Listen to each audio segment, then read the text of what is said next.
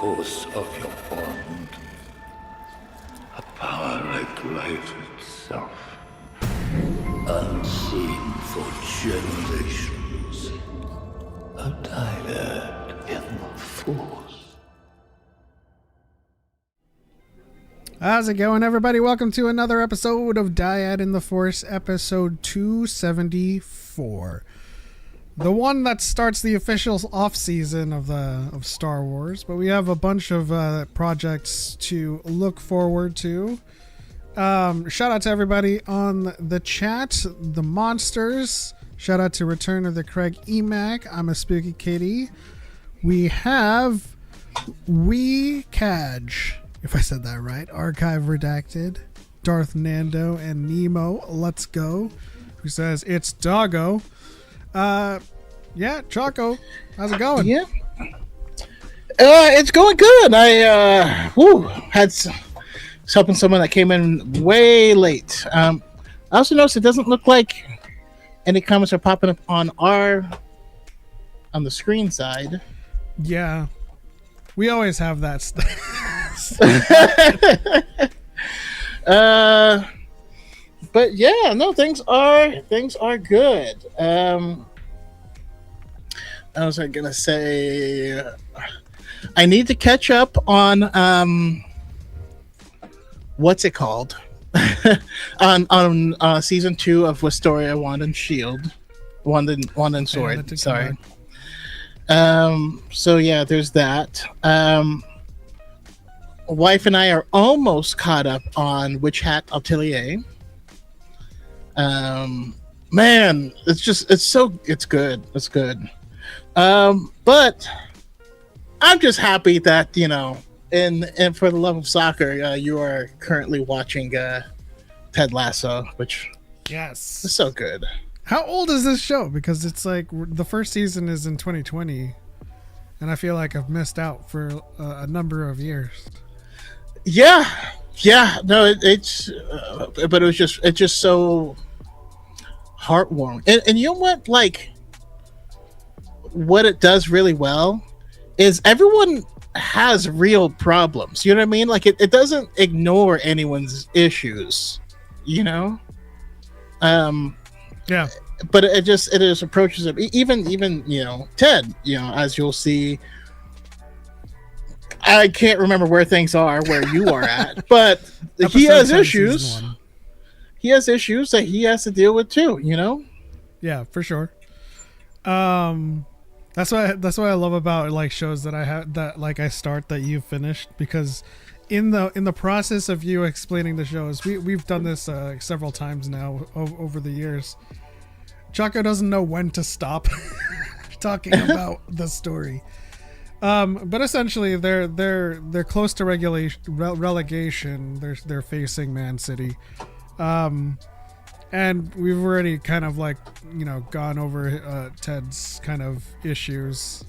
But I'm sure there's going to be more to look forward to in the future. But I just like his general optimism and way of kind of dealing with issues when it comes to interpersonal relationships within the team, and like relationships that he happens to have in his orbit, like Rebecca. First of all, Rebecca's hot. Whew. So is Keely. I'm not gonna. Okay, but now you now understand my pick for when I said Admiral Arlani. Yeah. She can command, but she can command this. Ouch, Kaj. I'm going to watch a queer horror movie called Leviticus later, but I decided to stop by first. Thank you for stopping by. Leviticus, I don't know anything about that, but I'm not really in the horror genre. But that looks like it's a pretty new... Oh, it came out today. Oh, okay. That's why I didn't know. Day one. Also, THX. Oh, yeah, you just rewatched The Acolyte. It was awesome. So glad. I'm glad you enjoyed it. We always talk about it's not perfect, but there's so much meat on there. You know what I mean? Like, But I've also so my last couple of videos have been about Acolyte, the prospect of season 2, and just in general, like calling out the misinformation that we've always seen throughout these past 2 years. And I've been getting a lot of comments on those videos saying that I haven't seen it yet. But then they always say I did see it. I don't know. I don't understand what all the hate was all about. And the general sentiment is that it's not a perfect show and it's not the best show, but they didn't understand why the hate was so large and expansive, and I like to see that, my videos have always been, our videos in general have always been to combat misinformation and let people know hey, it's not that big of a deal. When Theory complains about Ki-Adi-Mundi lying about the Sith in episode 1, that's not the case, right? We realize that Ki-Adi-Mundi was told that the Trail of Bodies ended with Soul, who went rogue. And we also realize that Ki-Adi-Mundi is just going to believe it. He's not, there's no this doesn't add up to me type of, Well, but do you know why the hatred of it was so forced and so big and so early? It's because of what that was in service of. So you see, you have to remember, the Imperial need for control is so desperate because it's so unnatural. Tyranny requires constant effort. It breaks, it leaks. Authority is brittle. Oppression is the mask of fear. They have to hate it so big and so hard and so fast because they know if left up to its own devices, it would succeed. Yeah. If they didn't go on the hate train, it would succeed. They have to destroy it before TV gets too woke or whatever. And that's the thing too, right? Which brings me to another quote. Equality feels like oppression when you're used to privilege. That's true. And we hear this a lot in media, in social media discourse, where they talk about, the replacement movement. They're trying to replace cishet white male leads. And then they always argue that, well, what if we took people of color characters and made them white? And they don't realize that there is a long history of that happening, of Asian characters being played by white people, Native Americans being played by white people, and blackface in Hollywood. So it has been done, right? But that doesn't erase the fact that over 66% of movies in Hollywood today still are white. So you're saying Mickey Rooney isn't Asian? No, he's not. Yeah. Shout out to THX and Darth Angel in the chat. Thank you for the likes on the TikTok side. Shout out to JC Wright Dad for the likes. Star Wars Collector says, I heard woke. You must be talking about Theory. We're talking about more than just chat, but yes, it's part of the conversation as we. It applies. It's not direct. Yeah. I did make a video in response to and we'll talk about this as part of our mixer as well. In response to I don't know why our TikTok live is restricted due to unoriginal content, because this is all us. I'm going to appeal it. Anyways. Yeah, I did make a video in response to Theory's response to Brendan Wayne, one of the performance artists of Din Djarin, calling out toxic behavior. And it's always, it's always the same deal. It's always, to call all fans this. And it's just, stop trying to muddy the waters, dude. It's not that difficult. Brendan Wayne said, I think it's harder to do that reviving Acolyte and other canceled shows. With Star Wars right now, because you have Disney behind them, and Disney somehow has become a lightning rod in so many ways, it's interesting to see people who are pulling against the franchise they love because of their ownership. And that's essentially what we've been kind of talking about all this time is the ownership. This is not my Star Wars. That's not canon. That's not how I would have done it. Star Wars is going in a different direction that I wanted it to. Everyone has ownership of it. But the thing is, it's like that ownership is never like homogenous. We keep on saying like every fan, never has been. Yeah, we keep on saying like every fan has their own direction they wanted it to go. If it went in a direction that Chet wanted it to go, I'm sure everybody else would be like, well, this isn't what I wanted. And that's just the reality of trying to appease everyone, right? You end up appeasing no one. And by the way, George Lucas would never do that. Yeah. He would never in a million years do something because, it's what the fans thought that they wanted. Which is funny. It was weird seeing him pop up at the... oh, no, not weird. But he was there at the Obama Center opening. Good old George Lucas. Oh. There's a couple...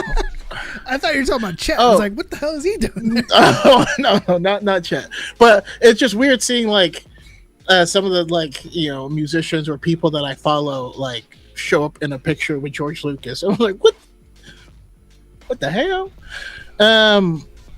Let's see here. Harris says, I just started my insane journey of reading Batman chronological as much as I can. Awesome. I mean, listen, I hope you enjoy it. You just reread year 1, moving into year 0. I feel like that's not chronological. but right after year 1, isn't that when we get the... Oh my goodness. The famous story, the one that the Batman has largely plays Long Halloween, right? So I don't know if you've read that already. It's really cool. I really liked the Long Halloween. So if you haven't read it, I can't wait to see you read it. This goes out to Jay. I saw your message that I said your name wrong, so just call you Jay. I would like to know, just out of curiosity and for the sake of my own growth, like how to say your name, if you could kind of phonetically type it out. But Jay says, my biggest disappointment in Star Wars as a queer male fan is, burying their gays by killing Anastasia and Cinta whilst not canonizing Finn and Poe. I don't remember that. Did Cinta? Oh, yeah, I suppose. Yeah, no, I was... Yeah, that killed me too. Yeah, it's a... I don't know. It's cowardice, It's a cowardly way to be like, hey, you're here too. Just don't look. We're just gonna do what no one else notices. It's kind of funny. Oichka J. Gotcha. And if I still said that wrong, let me know. What up, Choco? VGC says, watch Obsession first, then Backrooms, then Leviticus, in that order for peak. That's a lot of movies. Is it like an actual series, or is it just like suggested? No. So these are all movies that came out in the past month. Yeah. Gage says, Synth's death served as a good narrative purpose, showing how disorganized the Gorman rebels are, but they could have filled that role with another character. My issue isn't that they killed her, it's that there was so much story there that they just didn't give us. Also, they shouldn't have killed her. They could have killed someone else, anyone else. But at the same time, there was an interesting story about a relationship that was being strained because while they were both in for the cause, one of them was deeper in it and willing to go a lot further.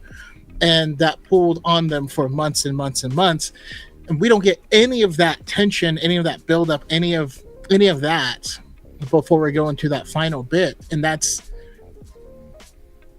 it undercut the weight of choosing Cinta for that. Plus, she was just awesome. I just liked her character. Yeah, I think for the most part, I don't think that they necessarily bury their queer characters, but I do think that for the most part, I feel like it is an easy choice for them. Do you know what I mean? Like, I'll talk about not queer character, but the Tuskens from Book of Boba Fett, right? It seemed like an easy choice to fridge them to serve as a growth point or catalyst for Boba, but like I think it would have been kind of more impactful if they had gone through a trauma and Boba had served as a way to unify the tribes against the crime instead of becoming the daimyo, which was a story point that I had pointed out, like how I would have done Book of Boba Fett differently. But it seems to be the case, and this is not just Star Wars too, just like fridging Maria Hill. Spoiler alert. It in a sideshow, easy, like unceremoniously in the first episode. Yeah, it seems to be an easy decision for them to get rid of some of these characters, but then they it torments them to try and make an impactful death of any other character. You know what I mean? If anything, they should have fridged Fury and then had Maria step up, and then we would have to see this agency who is not being run by Fury, who was kind of the glue that was holding all this stuff together, and then that would become an interesting story beat. Just whatever. Weechka J says, I'm currently reading my first Star Wars book, so I don't know if there are gays in them or not, but I hope that they live happily with their partners. There's a lot. The atmosphere or the environment in the books is a lot better. Particularly which book are you starting out reading? I would encourage diving into the High Republic, because I think there's a lot of meat in them bones. Ken, I have not yet seen your video. I haven't even gone on TikTok at all, but I'm excited to learn a lot more about Kingdom Hearts. I'm happy you're replaying it because it sounds insane to me, and so I want to actually see it and make sure see how it actually lands. Yeah, I mean, I've been enjoying the videos, and it's been serving, and you can correct me if I'm wrong, Kenny, but like it's been serving as a somewhat of an uptick in activity on your channel. So I think that's the right direction to go. Sounds mad convoluted so far. Like I think my initial question was like, well, so what's the conflict? And he's like, well, the conflict is that there is no conflict, but like there is also a conflict, and that conflict is not really a conflict. And I'm like, that's fantastic. So you mean like the Strait of Hormuz? That's true. Is it tyranny like from Resistance? Sorry, I'm way up top because I didn't want to miss any of the other people's videos, or not videos, comments. But glad to see another Resistance fan. Agent Tyranny does not get their due. Yeah, because Agent Tyranny was a big part of what I think is one of the best on-screen redemption arcs that we actually get in Star Wars. But who am I? Wichka J says, Inquisitor Rise of the Red Blade by Delilah S. Dawson. That is a good one. But definitely, I mean, I second the recommendation to go into the High Republic, because that is like that kind of era is rife with romance and tragic relationships, and so there's a lot of room there for them to explore a lot of different characters, and it has a lot of queer representation. Yeah, I mean, like for me, I almost feel weird saying that the High Republic has a lot of queer representation because even though it does, but it's just really good at like people just existing in Star Wars. You know what I mean? Yeah. Like I feel like I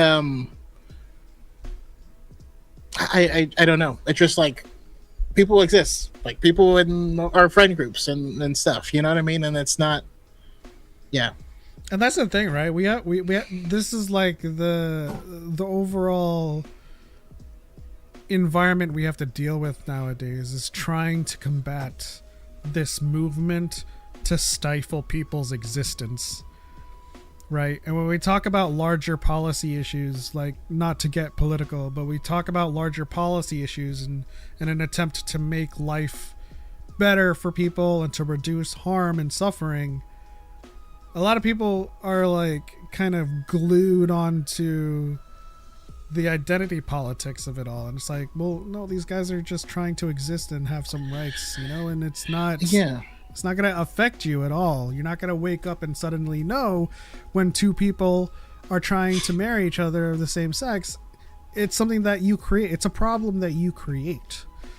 And so we just need to like we hear about Cantum Sai's story, and it's an incredible story about someone deciding that the Jedi life isn't for them, and so they leave, and then years and years later, you know, stuff happens, and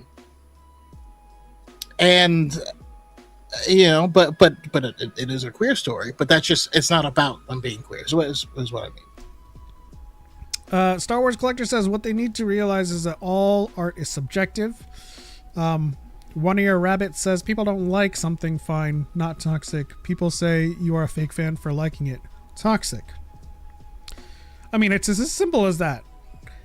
Like, you can like something, you can dislike something, but as soon as you get on somebody for their opinion on it, and not in a way that's kind of just like, you know, civil discourse, but rather just dogging on them for their opinion, that's when it becomes toxic, right? I often talk about like the Rise of Skywalker and how bad it is for me, but when somebody like makes a video on it and wants to talk about the Rise of Skywalker, I'll either engage in the conversation or not, but I'll never like dog on them and make it my personality to say something stupid about their passion for the movie. Another happy landing.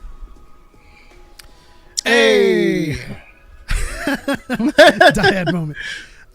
Shout out to Lord Goo for being a Dyad monster for 20 months. Manny Jacinto will be in Fallout. Oh my goodness. That's awesome.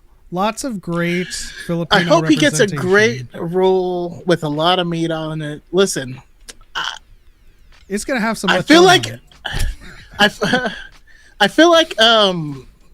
Camille Nanjiani keeps showing up in things, but in ways that are intrusive to my enjoyment. You know what I mean?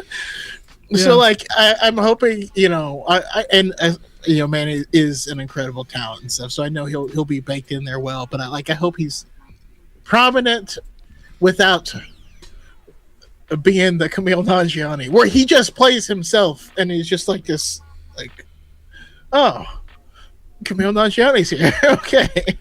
I do have to say, I really, really am appreciative of this increased like renaissance of Filipino representation. If you guys aren't following like Street Fighter or even video games, we got our first Filipino Street Fighter in Yasmin, who is Eskrima and uses a karambit, and it's just amazing to get that because, you know, we grow up with Street Fighter. You always have your Japans, your Europes, and your USA fighters, and like it's always been missing like the more granular, you know, scope of Asia, Southeast Asian, and so like I love it. Manny's doing wonders for us as well in that department. Yeah. Wichka J says The Rise of Skywalker is my top 5 Star Wars movie. You lost me there, Chief. I'm just kidding. Like, I'm not gonna. This isn't how you're supposed to act as a normal person. You know, you're like, oh, that's cool. Like, what did you enjoy about it? You know. No, so I think I was talking about this a little bit last week, but before I started making content, I had been looking for a podcast where the people actually knew Star Wars lore to listen to. Because before then, I listened to Theory, and he had no idea what he was talking about. Like, I did listen to him before, and then I started reading the books, and then I realized, oh, he doesn't know anything. He's reading Wikipedia articles. Okay. And then I found one that was called Blaster Cannon. They're no longer around. But I ended up becoming friends with, the guy who started it. And that was just super cool. So I had a long conversation with him about it because he absolutely hates The Last Jedi, but he loves Rise of Skywalker. And so we were just talking about how, our views on that are so different. And I loved the way he put it, right? Because most of his content was comic books. Mm-hmm. And he's like, of all the Star Wars movies, this one feels like a comic book the most. Like, it feels like that action adventure, and it's jumping, like it would leap off the page as a comic. And I'm like, yeah, that makes a lot of sense, especially with how many places they go, all the scene changes and stuff like that. Like, it lends itself really well to that.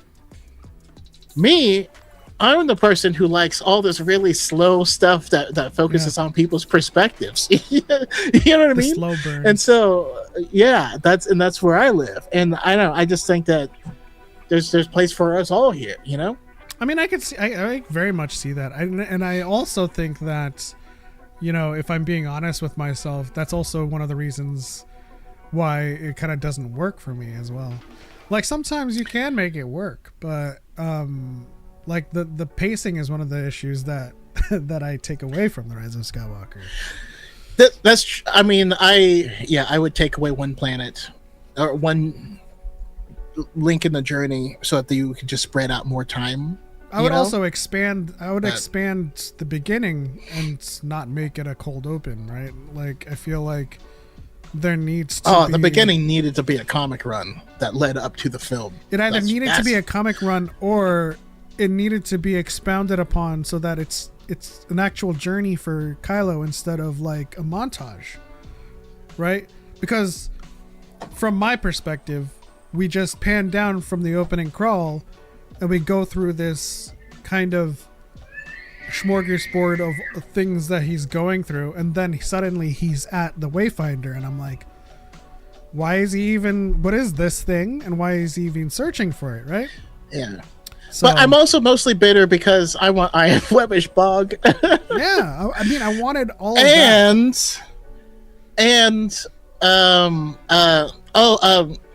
Ouija J.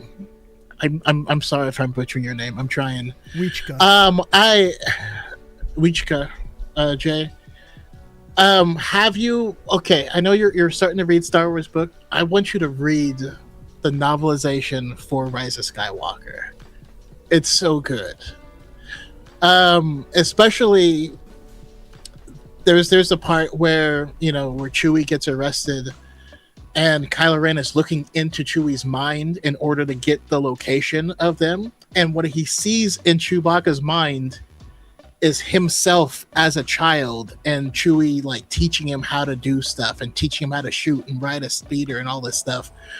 And you're just like, oh, come on, man. And I feel like that would also lend to his pull back to the light, So like in the novelization, again, there's a lot. I think there's just stuff that just needed more time, and you have infinite time in a book. Yeah. And honestly, if I were to kind of vocalize a lot of what I wanted in The Rise of Skywalker, it was to expound upon, Ben's journey back to the light. I mean, I feel like that the notion that the only line he had back on the light side was "ouch" really does it's kind of meme-ish, but it's also true. It's like we didn't really get much from Ben's perspective that could have really paced out the movie a lot more. So I mean, I agree, seeing a lot more of Ben's perspective and flashbacks would have been cool. And yes, Goob, we got Legacy of Vader, and so we're getting a lot more expanded stuff. But this is just stuff, that was, I wish I had it in 2019, but that's just me being greedy. Oh, also, we find out that Chewie's actually been sleeping in what was Lando's cape closet. And they go back there, and the only thing that he had as a decoration was a hollow of Ben as a child. I mean, it's on damn. It's on the same level as learning in a book that Yoda was using Qui-Gon's robe as a blanket. Yeah, but that's why we love that media. That's why we love books and comics, because we can get that stuff. Which I will never understand the perspective of I got you, Goob. We shouldn't need external media. Like, what are you talking about? Star Wars has always been about external media. Like, I want external media.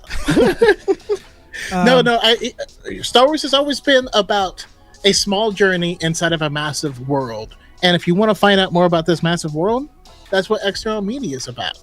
You watch A New Hope, and it's about this weird little farm kid who talks too fast. And you don't know who the Emperor is. You don't know what politics are going on. You don't know what's happening in other places in the galaxy, and you just enjoy the journey. Sagi Quaver says they shouldn't have had the Emperor's Return debut in Fortnite. That was I hated that the most. Like, listen, for someone like me, and probably speaking for Choco here, who reads the Journey 2 books, knows the lead up to it, has read Aftermath, and knows that all the signs are there. As soon as you start watching, you're like, yeah, I mean, like, Palpatine's coming back. For everyone else to have that kind of reveal be in a game, and then like having like your Fortnite cousin being like, hey, did you know Palpatine's back? And you're just like, how dare you? I'm seeing the movie tonight, you dick. It's like, yeah, there's a lot of things about the marketing of The Rise of Skywalker that also kind of just didn't help it.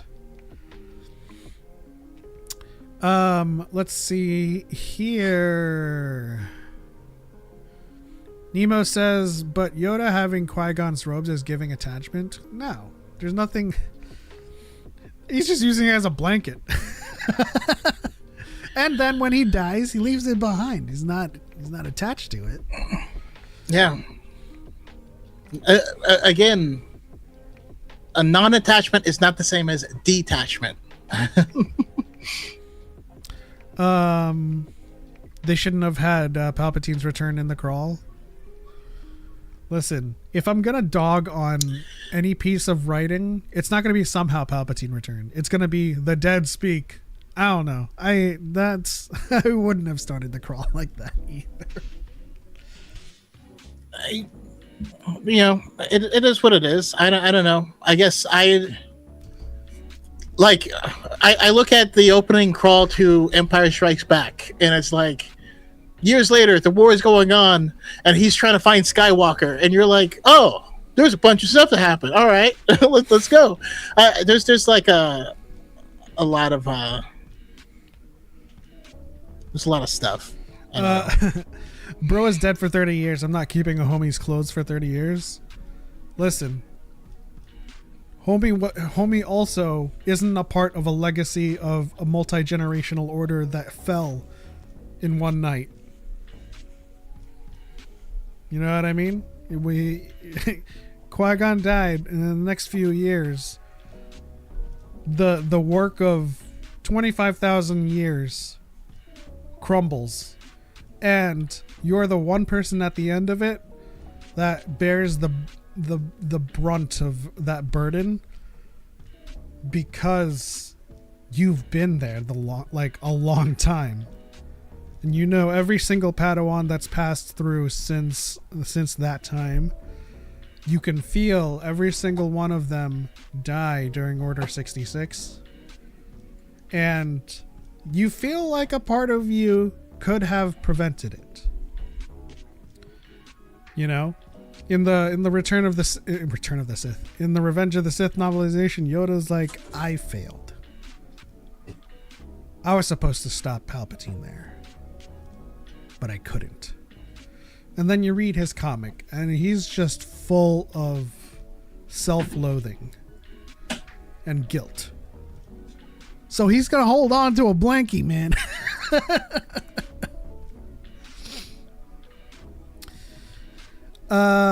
Let's see here. I mean, Nemo said it. To be fair, Yoda being alive about 900 years, I'm sure he kept trinkets to honor people.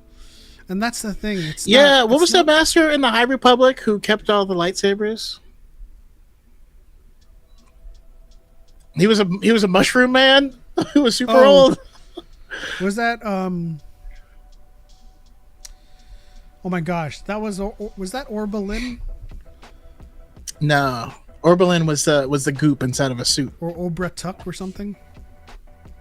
It might have been Obra-Tuck. I know who are you talking about.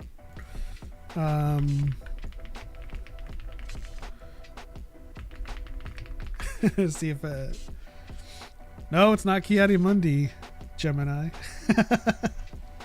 Okay, then yeah, I think it was Obra-Tuck. Let's see.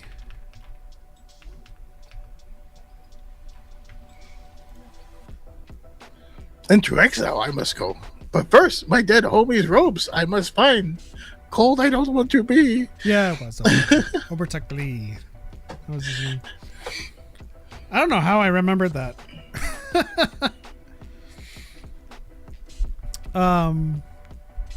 Smart guy got it. He's like, wasn't that Obertuck? Yeah. What's the next best book I should read after Rise of the Red Blade? It depends on how you feel about Rise of the Red Blade afterwards, to be honest. That's my honest answer to that. Because there's a lot of books that deal with kind of that like theme.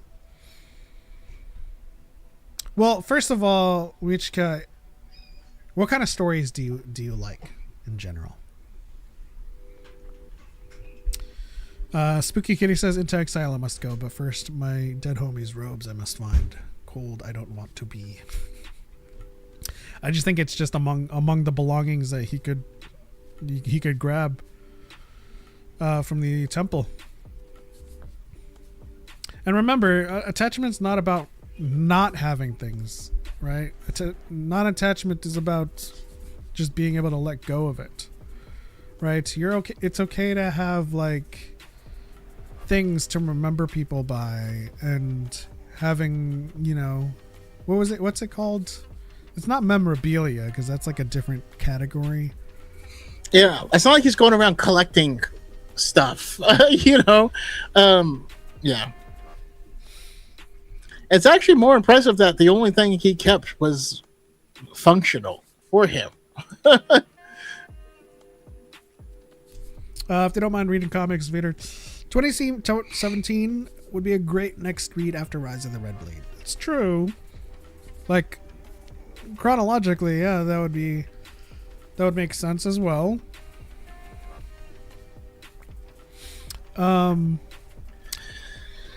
But part of the no.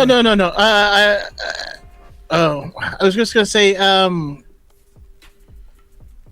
you have to give us your top 3 for Star Wars films before we can even start to kind of give you a direction. Yeah. But if you're really loving Rise of the Red Blade, and honestly, because of and this just could be me reading into this, but just the energy I'm feeling off of him. Honestly, Phasma. Phasma is a romp of a book. I love the genre of mystery, but I doubt same author book. Mystery book. Phasma is the story of Mad Max in Star Wars. It's crazy. It's weird. There's not a lot of mystery books, but there's a lot of books that have mysteries in them, if that makes sense. JC Right Dad says Plasma was fun for sure.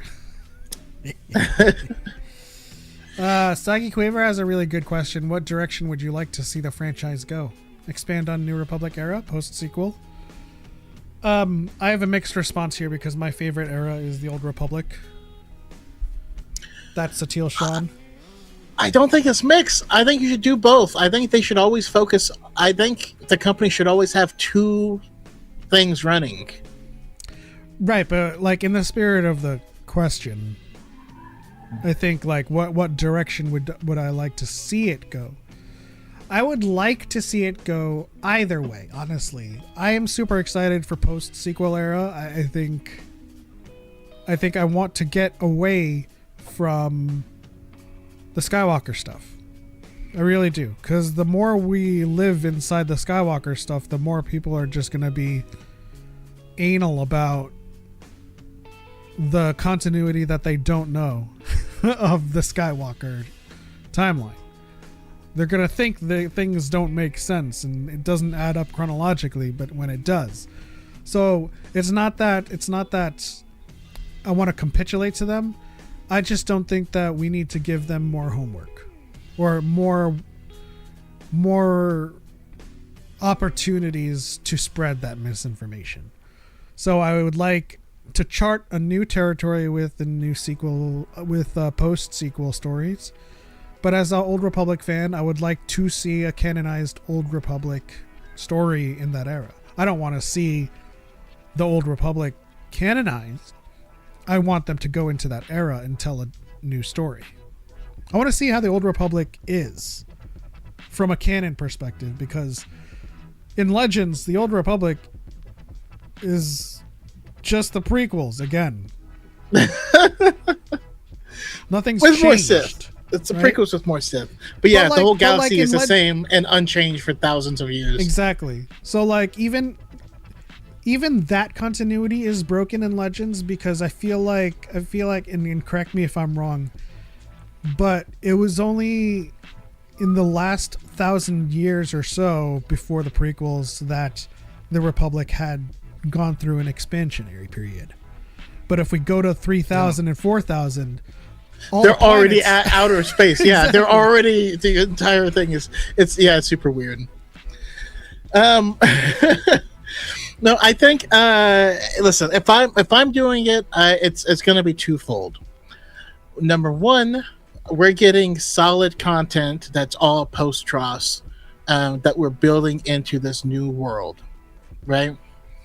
So that's like the main focus of things. Second thing that we're also doing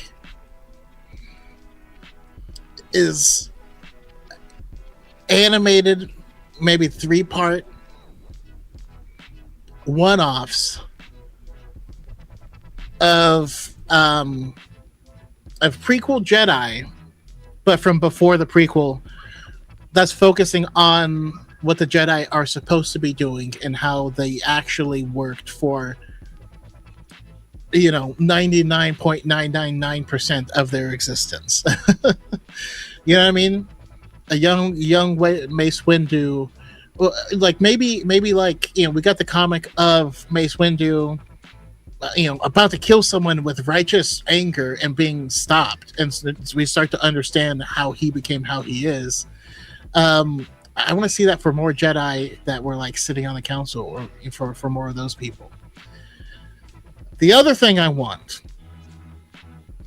keep cranking out books, but give us CG cinematics of the big action set pieces in the books. And then those can go ham on YouTube or in clips or whatever, but it draws people's attention to the book, and then more people read the book and get more interested into the time period. And yeah, that's what I want. Smart Guy says, I want more archaeological Star Wars content. I love when characters explore ancient civilizations, like in the Jedi series and Afro comics. Would be cool to go way back. I love that too. Yeah. I love, like, when Afra explores connections between like the Path Engine and like things that we could point to in real canon history, like the High Republic. But I also I would also like a story, and we could even set this in the Old Republic, where it's like a pathfinding Jedi team, and they're just exploring, ancient Force faction like locations.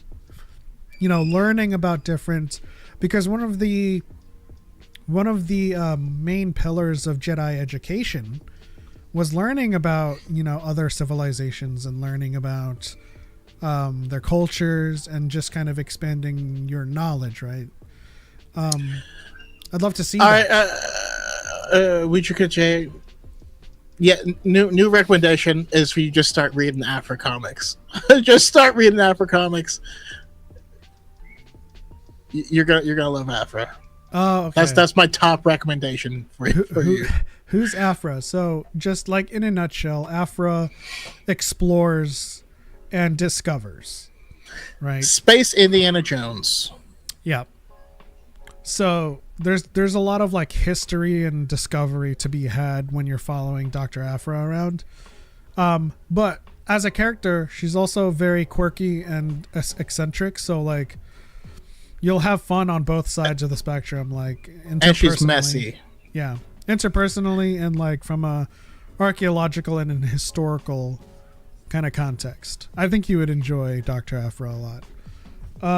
They did do an audio book that comprises of the story arc of her comics, so you can get that audiobook and listen to that. It's an audio drama. Yeah, if you're into it. And she's also part of the Vader 2020 2017 or 2015 run. I think that's what created her. But she's a fun character, lots of story potential there if you like that stuff. Afra is a badass. Let's see. Sue says we need more Luke artifact hunting stories. I mean, yeah, that's a 30-year span that we can explore that there's no precedence for, and so anytime we can explore stories like Ahsoka season 2, just kind of like steering the conversation into the natural topic. Anytime we can explore a story that is unbound and unconstrained by chronology, there's a lot more potential for story to be told. Because Ahsoka and Sabine right now are on Peridia in wild space. We don't know any other planets in this wild space. We're not familiar with Peridia in general and its galactic history. All we know is that there's statues of the Mortis family. And that's something that, that's a connection that could be explored narratively. But what else new can we discover about, what they're exploring on Peridia and wherever else they go in Ahsoka season 2? Because we can talk about like how perhaps the Mortis family were viewed as gods in this little corner of wild space. And they used to be in this sector of space, and when they had to remove themselves from temporal space onto the Mortis planet, that's where they came from. Right? And I do have to reiterate this. They are not gods. They never said they were gods. The official line in Clone Wars was, "Some call us Force wielders. My family and I could manipulate the Force like no other." And so they say, we had to remove ourselves from temporal space and remain here, where I can control them. So it's a question narratively of like, how did other civilizations view this family? Because yeah, of course there are families that are very powerful. Like, but did this Peridian civilization, like, did these turtle people worship the Mortis family because of like these Did they view them as the golden one, like C-3PO with the Ewoks? Is what I'm saying. Yeah. I mean, it would be really interesting if what if there are, you know, multiple universes out there, and the Mortis, family being outside of the stream of space-time is still linked to all of these places through the world between worlds. And so any event sufficient enough could lead with anyone being plopped on there. And so they would have an impact all over throughout the time stream. Could be interesting, Maybe we end up finding out that finding a statue of them, that the Zepho created, or I don't know. I would really like to explore the concept of ancient mythologies within the context of Star Wars. I think that would be really cool. Nemo says, I still like the notion that Balin is the father who exists in the future. I don't know, man. Nemo, you are arguing for what I like to call more confusion, because that arc confused an entire generation of Star Wars fans. Wichka says, for me, I see them more as the living representations of the Force. They're not, right? Because they're just very powerful Force wielders. And if they were living representations of the Force, their elimination would have a catastrophic effect on the ecosystem that is the Force. But here's and I want to kind of say this again for solidarity. The purpose of that arc was to show you that the father was wrong. So the father says, equal light, equal dark, a family in balance. They had to remove themselves from temporal space so that they could, live somewhere that he could control his children. But what happened to the planet that they were imprisoned on or sequestered on? It was out of balance. The seasons were going haywire. There was increased velocity between life and death, and it was out of balance. And the father thought Anakin, as the chosen one, was to take his place to balance light and dark. But the reality is he couldn't keep the dark side in check. When the father and he fell to it. When the father tries to keep the dark side in the equation, his world is out of balance. So when he realizes this at the end, and you can watch Dave Filoni's featurette on this and the episode guide, he realizes at the end, I thought that you could resist the dark side, but I realize now there's no going back.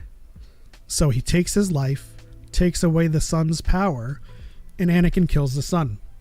But as soon as he kills the sun and the father dies, he says, my heart aches, knowing the role you will play.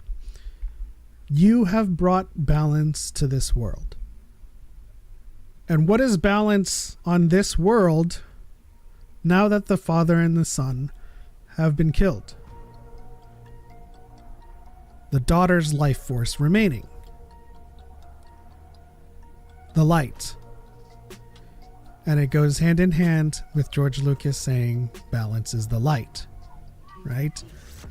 That episode, and I recently got a comment on it on one of my videos recently, made people think that light and dark was balance. But it's not the case. Balance was restored to the world when the father and the son were removed from the equation.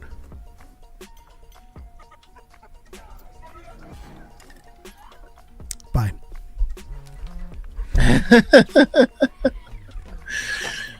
No, there's a thing that does happen a lot in the Star Wars universe where someone of authority says something, and because they are someone of authority, it's just assumed to be true. which is extra problematic because people watch the prequels and then they come out quoting Palpatine. And you're like, he's lying to you. And they're like, yeah. No, see, the Jedi really just wanted the power for themselves. The Jedi And didn't like, trust Anakin, like Palpatine says it.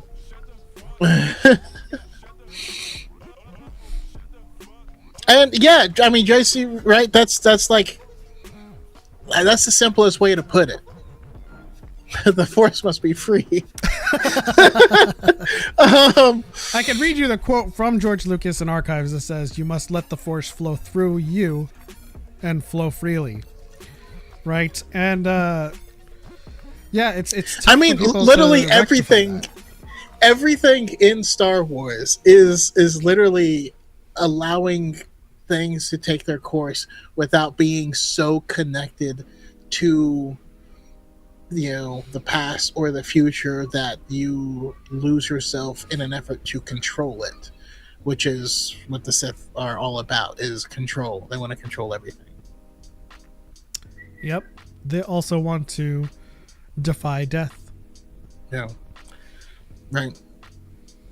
Confirmation bias is rampant in Star Wars. I die a little inside every time someone says, "Oh, the lesson of the Last Jedi is to kill the past." And you're like, no, Kylo Ren said that, and he was wrong. Yeah. Wichka says, I watched the Mortis arc and it quickly got me hooked on the show, where before I was having fun, but nothing serious. It is. Yeah, you know what? It lets you know, Les, that hey, there's some deeper waters here. You know what I mean? Yeah. Like, I remember watching the Clone Wars, and you know, for a lot of people, that moment was, you know, was that that episode arc. For me, it was the Umbara arc. I was so uncomfortable as a kid, like having the clones kill each other, and then like, I couldn't watch it. I would just turn it off every time it came on, and it was just, you know. But I was just uncomfortable in my feels. You know, it's art. Yeah. Art.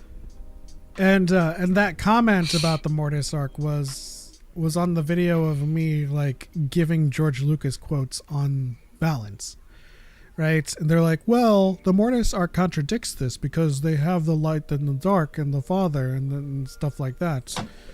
And it often falls on me to ask the question, what happens in the arc though? Like, you can't just like watch the first episode and see the father is like equal light, equal dark, a family in balance, and then just turn off the the show and walk away. You realize as you watch the arc that their world is imbalanced, and it's restored when Anakin removes the dark side from the equation. Like, this is the type of stuff that I realize that like sometimes they want to tackle narratively, but like you like Nemo said, let them be confused. Like, sometimes I just don't want people to be confused. I just want them to create an episode where like there is a literal Force god, and they're like, I am the Force, and I want light. I want light. Hi, remove Daddy the dark, Force please. here. I want the light. No. But like, honestly, it's been convoluted since episode 4 because of the whole light side, dark side thing. And the way I like to reconcile this is the Force is the Force. And colloquially, the Jedi choose to view it as the light. Right? So the Force doesn't inherently come with a binary choice between sides. The Jedi view the Force as the light, and they call it colloquially the light. And any perversion of it, any attempt to control it, is imbalance. But then colloquially, they call that the dark side. Right? So it's not two sides of a coin. It's just the Force. And then the Sith want to imbalance it. And so the light side and dark side are just colloquialisms, really. Yeah, And they're not my favorite one. My favorite is the Tide. I still think the Tide is the best way to look at the forest, right? Where they this view as, listen, the tide ebbs and flows. There's eddies, and it's just it waxes. I like it a lot. I like the circuit, Mm-hmm. and the Sith is like, boom, cut off switch, and the circuit's like, where do I go? And I dislike heavily the shadow. I'm sorry. I think it's so lame. Like it sounds like it. It sounds like you're 13 and you're like edgy. Jada said every time I engage in combo with the Mortis arc, someone has to mention Abeloth, and I lose my poopy. All right, you take it, Chuck. No. I mean, you're right. You're right. Anyone who does that learned about Abeloth from YouTube videos, and like, because Abeloth is obviously not mentioned at all in the Mortis arc, because Abeloth didn't exist, and that book series was like 7 or 8 books long. And 7 of those books came out before the Mortis episode, and then like that episode came out as they were writing the last book, and they're like, "Oh yeah, she was like the mom. She was there and stuff." Yeah, it's so weird. The eternal question, right? Who is Abeloth? Don't worry about it. You don't. Leave it. No, I do want to honor their question though. The way I will describe it to you is the way we feel about it. It's an aberration. Abeloth was someone who drank too much of the Kool-Aid on both sides and became a horror. A legend spaghetti monster. They partook of the well of knowledge in the font of Font of power. power. I don't know, they just something like that. They went too far with it.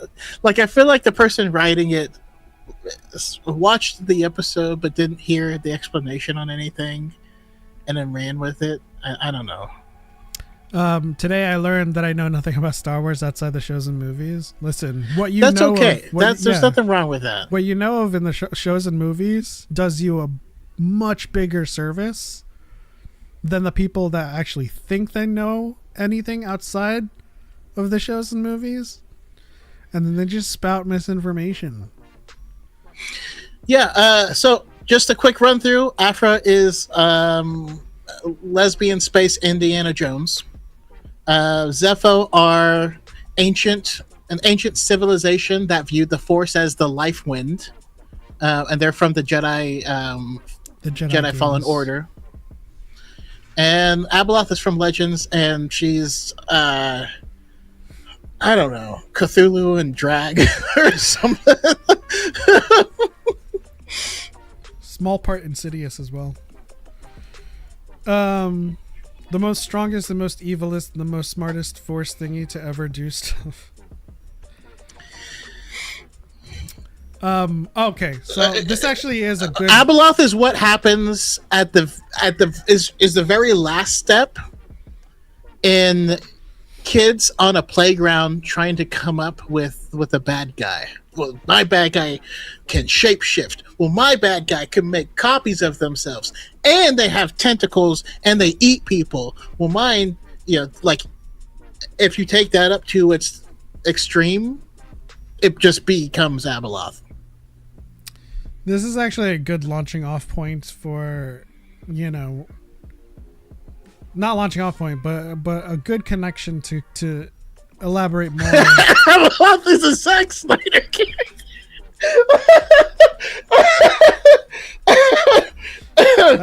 mean, Uh, yeah. that's how I feel about Zack Snyder. That's interesting. I don't know how you put that together. It just my brain made a new connection. But okay, so Wichka J says a gray Force user. I wanna use this opportunity to just quickly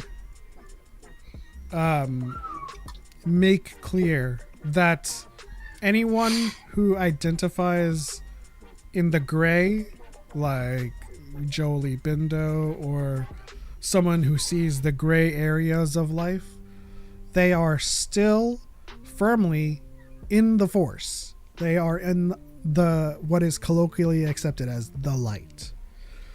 Right? The Force includes all of that: frustration, grief, sadness, all of these natural emotions. It's not about hating it or liking it. It's just not a thing. Yeah, I'm just trying to explain that because we have this like decades of misinformation about the Force being two sides.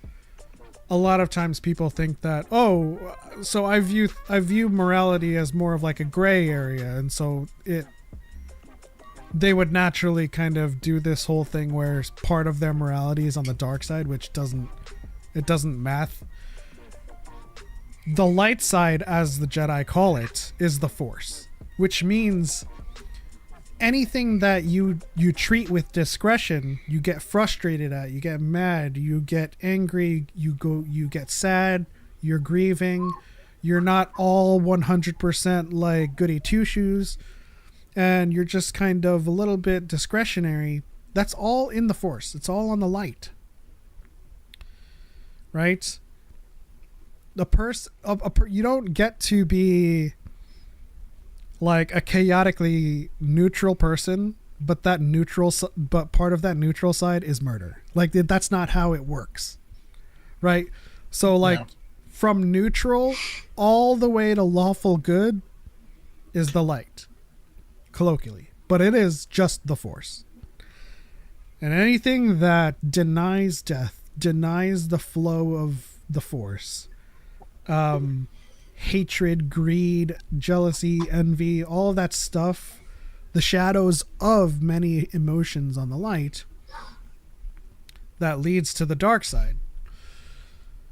So anyone that's just arguing for both sides just wants lightning without any of the repercussions. That's all. Oh, okay. I mean, because of Rika J's comment just now, that makes me want them to read Test of Courage. That's almost word for word a line in Test of Courage. Yeah. I love to loathe the notion Qui-Gon was gray because he would disobey the order by listening to the will of the Force. Well, the funny thing is that's the only mention of the term Gray Jedi. It was in a Legends comic where he's like, hey, Qui-Gon is a Gray Jedi. You know, he follows the will of the Force. He doesn't listen to the Council. Well, even in that, the line is, some people might call him a Gray Jedi. And you're like, it was never that term. That's the only mention of Gray Jedi in Legends. That term has never been used to describe someone who used both sides of the Force. It's never been used in that way. It's a total, what I said in my recent video, it's something that arises when you allow the internet to lie long enough. And yes, the Test of Courage is a High Republic book, but it's right at the beginning, so it's something you could even just jump into. Another thing that the internet has lied for a long time about that has become truth is that the Jedi kidnap. But there is nothing in Legends or canon depicting Jedi's kidnapping. Like, I would pay you $10,000 to find anything where the Jedi are kidnapping. Not the story of the Bardatans labeling them kidnappers because they wanted their kids to be trained in Dagoyan tradition versus Jedi tradition. I'm talking about a story of a Jedi that kidnapped someone, like against their will. JC Wright Dad says the Acolyte. Nope. Not even that story. Do you know why? Because Osha wanted to go. And she got a blessing from Anastasia. The problem is, shit went down. And there was a whole incident about it. And, Soul and them had to, take her as she was a survivor of that entire incident. But no, you won't find a story in Legends or canon of a Jedi just being like, I want this Padawan. And then they grab them and they take them against their will, against the wishes of their parents, and that's it. There is one story in an Insider where the Jedi took home a survivor of an earthquake and found out they were force sensitive and wanted to train them. They thought that they had lost their parents. Their parents came back and they like, I forget what it would be called in the Star Wars universe, but they filed suit against the Jedi Order for their child to be returned. And the only objection the Jedi had was for them to prove that they were her parents. And once they did, they returned the kid. So they didn't even take the kid. There was a massive natural disaster, and they took her in. But there will be no stories in either continuity of an actual kidnapping. Yeah, but it was a thing on like the Force.net and in Insider where they wanted to make this thing feel like a HoloNet story that was evolving, and so they would cover it as the parents are trying to do this, and they're trying to appeal and all this stuff, and then they gave people the wrong idea. But yep, I always like to point out that the Jedi freaking loved Qui-Gon and was like, you see things differently. You should be on the council. We could really use your perspective. I also love in Living Force when Qui-Gon calls them out. And he's like, yeah, you aren't spending enough time with the people you're supposed to protect. And then they're like, yeah, you're right. Let's go do that. But like this all goes back to the notion that if you allow the internet to lie for a long time, it becomes truth. And so there's a lot about Star Wars lore that has been lied about. And I'm not afraid to call it out. Chet also, Star Wars Theory, has made a numerous number of videos. Copy pasta Wikipedia with no citations. There's a lot of lore videos out there with no citations. And they conflate... Some lore videos conflate canon and Legends continuity. And like the one where we kind of like watched to react to, like they had like some of New Jedi Order in with what George Lucas described as some of his sequel notes, and it was just like this weird amalgamation of continuities. I'm like, but that's so we often try to promote and encourage you guys to, and everyone for that matter, to, whenever you're getting lore, to seek out the citation or to seek out the source. And even if you're using Wikipedia will list where that blurb comes from with footnotes, and then you can explore that actual media. So yeah. I forget the premise with which this launched on. It was about letting the internet lie. So, get your lore from people that cite their sources. Star Wars Explained, Lord Dagovere, Darth Choco, he's cool. I forget where he is at this point. But I heard about him. Heard he's hot. Yeah, there's definitely some some cool people out there, but as long as they enjoy lore, I think you can kind of ride with that. I also really like Will of the Force. You know, he's really cool. The only Star Wars channels I watch besides you two is the Goldman and Star Wars Explained. Those are, yeah. I mean, we're great. We're good friends with Alex and Molly, but the Goldman, I've been watching his shorts, and it's really good content.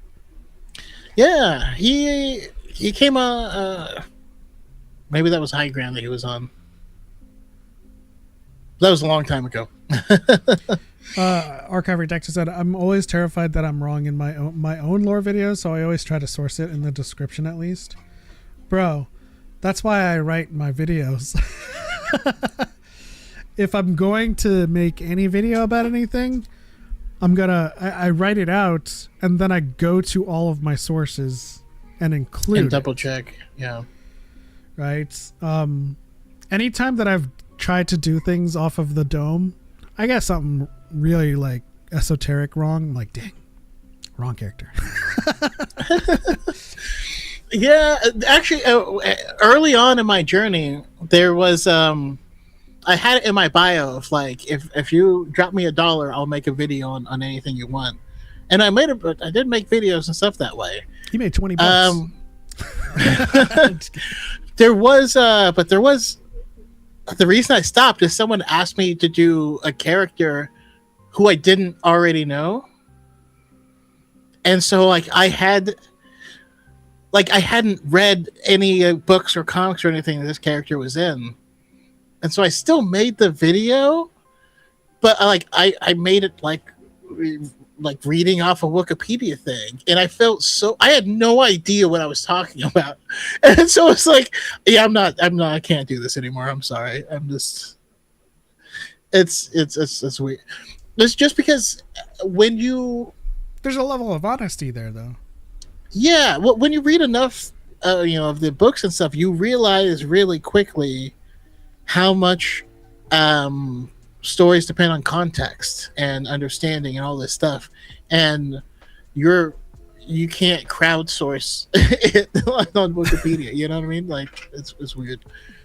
Yeah, and I mean, and that's why I aggressively fall back on Choco for the New Jedi Order portion of Legends. And when I do make a video about that, it typically causes me to read that book, honestly. No. But for the most part, I always try to preface my videos with like opinion, or like, this isn't canon or anything. This is like my headcanon, or this is what I think. And so when yeah. I used to literally put canon or legends in the top corner of my videos, just to let people know. Should have added terms and conditions where you just lie if you don't know a character. Who was He was the master of peanut butter. Yeah. Who was Saba Sabatine? Well, I mean, according to Wikipedia, I don't know. She's my lizard wife, all right? And she's beautiful. Leave her alone. Surprisingly enough, our poll on what excites you most about Star Wars' immediate future has 63% Ahsoka Season 2, Starfighter at 32%, and 5% Ninth Jedi. Which is odd, because Ninth Jedi is the next immediate thing that's coming out. I'm pretty sure that means just one person chose Ninth Jedi, and it was me. I don't get to vote. But you know what I want them to do with Ninth Jedi? I want them to make it canon. I want them to be like, yo, this is like 2000 ABY. This is how things are. It's a huge future. I just don't know how to explain the mood ring lightsaber. Well, that's the thing. It's like the far, far future. This is what I mean. I want them to create a canon sandbox where it's like, whoa, this is like an entirely this is a timeline all its own, and there's no precedence for what happens starting and ending Ninth Jedi because it's in a time period that is so far removed. Yeah, I mean, it's like tens of thousands of years into the future. Exactly. Because then who knows? What if we watch New Jedi Order with Rey in like 2-3 years and like Rey's like, I've got a new mood ring lightsaber. You know? I just invented it with Finn. But I would like that. I would like more canon sandboxes where like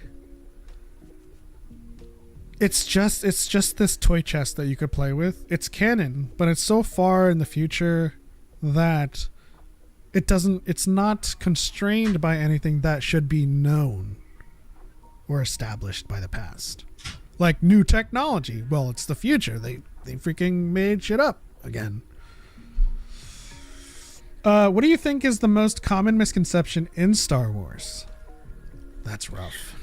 I suppose kyber crystals themselves, being semi-sentient, could evolve to the point where their connection is just open with the user. You think that's the most common misconception? Oh no, I'm trying to make a headcanon of how lightsabers could change colors like that. But if we've gone so far to the future that their semi-sentience has nearly turned into full sentience, but it's contingent upon like a connection, and then you both be able to influence each other. That's true. Might be cool. I like that. There's so the most many common, I think the most common, maybe not most common, but most harmful or largest misconception. I guess that's how I put it. Is that is what attachment means. I'm sorry. Attachment is not being detached from everything. It is following non-attachment. Like literally, Google, what does it mean to practice non-attachment? Google it and it will and just reading the answer will explain everything about the Jedi and everything about Star Wars that everyone gets wrong. Literally. Google it right now if you're what does it mean to practice non-attachment? Y'all don't have to Google shit when you're on Dyad in the Force. This is the citation.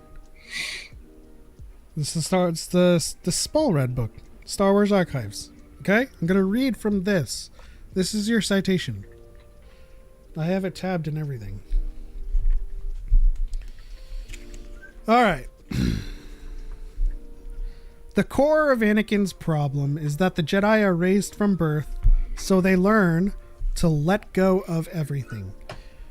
They're trained more than anything else to understand the transitional nature of life, that things are constantly changing, and you can't hold on to anything. You can love things, but you can't be attached to them. You must be willing to let the flow of life and the flow of the Force move through your life, move through you, so that you can be compassionate and loving and caring, but not be possessive and grabbing and holding on to things and trying to keep things the way they are. Letting go is the central theme of the films. All right, so that's that's George's direct words, right? Now, let me read you some Google words. Obviously, George's words. He invented the Jedi, but like, come on, they're space monks, and that was intentional. I just Googled it, and first of all, it says it's not apathy, avoidance, or failing to set goals, but it says how non-attachment shows up in daily life. In relationship, you give your partner the freedom to be themselves without interpreting their every action as a commentary on your worth. right? Like, does that make sense? In your career, you work hard and pursue your goals, but you don't tie your emotional well-being to a single promotion or client reaction.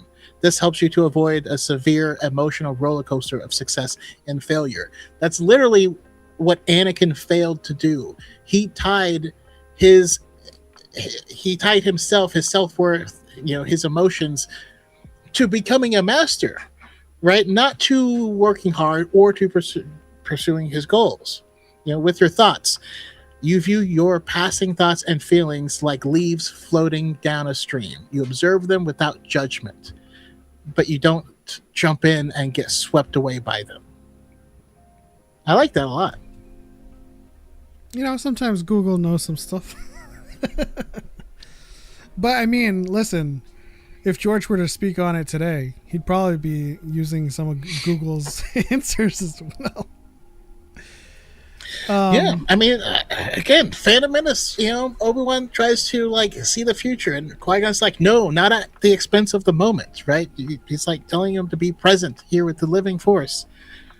That's why they tell you not to focus on the future, because you become so tied to an outcome, like Anakin did, that you're willing to burn everything to the ground to try and influence the future. I mean, for the most part, that is the paradigm of premonitions, right? The act of knowing sets you on the path to take these certain actions necessary for that thing to come true. Which, Knowing, isn't that the title of the Nick Cage movie? It's just called Knowing. Unsure. It's such a weird movie. But that's the self-fulfilling No, he sees the prophecy. future, which ends in a disaster, and he's trying to stop it from happening or whatever. And then he doesn't, and then at the end of the movie he wakes up and the whole movie was a dream. And he's like, not today. And you're like, what did I just watch? The other misconception I think that's really big in Star Wars is that people are perfect and that they have watched Star Wars, right? Because you also, non-attachment is a practice. You have people who fail to fulfill the actions of their promised practice. Doesn't negate the validity of it. It doesn't mean that they're horrible people, but people fail, Yeah, I think I'm just gonna say the biggest misconception. The biggest misconception. The biggest misconception is probably the Force itself. What is balance? How do people deal with emotions? And how it translates to how individual people make mistakes. And it kind of snowballs to more misunderstandings when it comes to people making blanket statements like the Acolyte proves that the Jedi were arrogant, right? But no, the Jedi in the Acolyte did not want to interfere. The Acolyte shows us how one person can twist their love and their emotions to justify doing something bad. Just like Dooku saw the corruption in the Senate, wanted to act on it, became the corruption. These are not indictments of an entire institution, right? Because you have this entire institution teaching the same thing to Qui-Gon Jinn, who is hailed as the best Jedi, in terms of ideology and worldview. Teaching the same thing to Obi-Wan, who is also a consummate Jedi. Kanan. So there are individuals that take those teachings, they will twist it, and they will have flaws in their character. They will make bad decisions. But it doesn't mean that the entire curriculum of the Jedi Order over the past 25,000 years means that it's been wrong. Nope, the Jedi are the bad guys. And you're like, We not have the to, people. Keep. Okay, all right. we have all to right, understand. whatever. I just want to say this last thing. We have to The understand. firefighters failed to stop this building from burning. That means the Jedi are just as bad as the arsonists, or the firefighters just as bad as the people burning it. And you're like, doesn't make any sense. What are you talking about? We have to understand that over thousands and thousands of generation of Jedi, they've lost 20.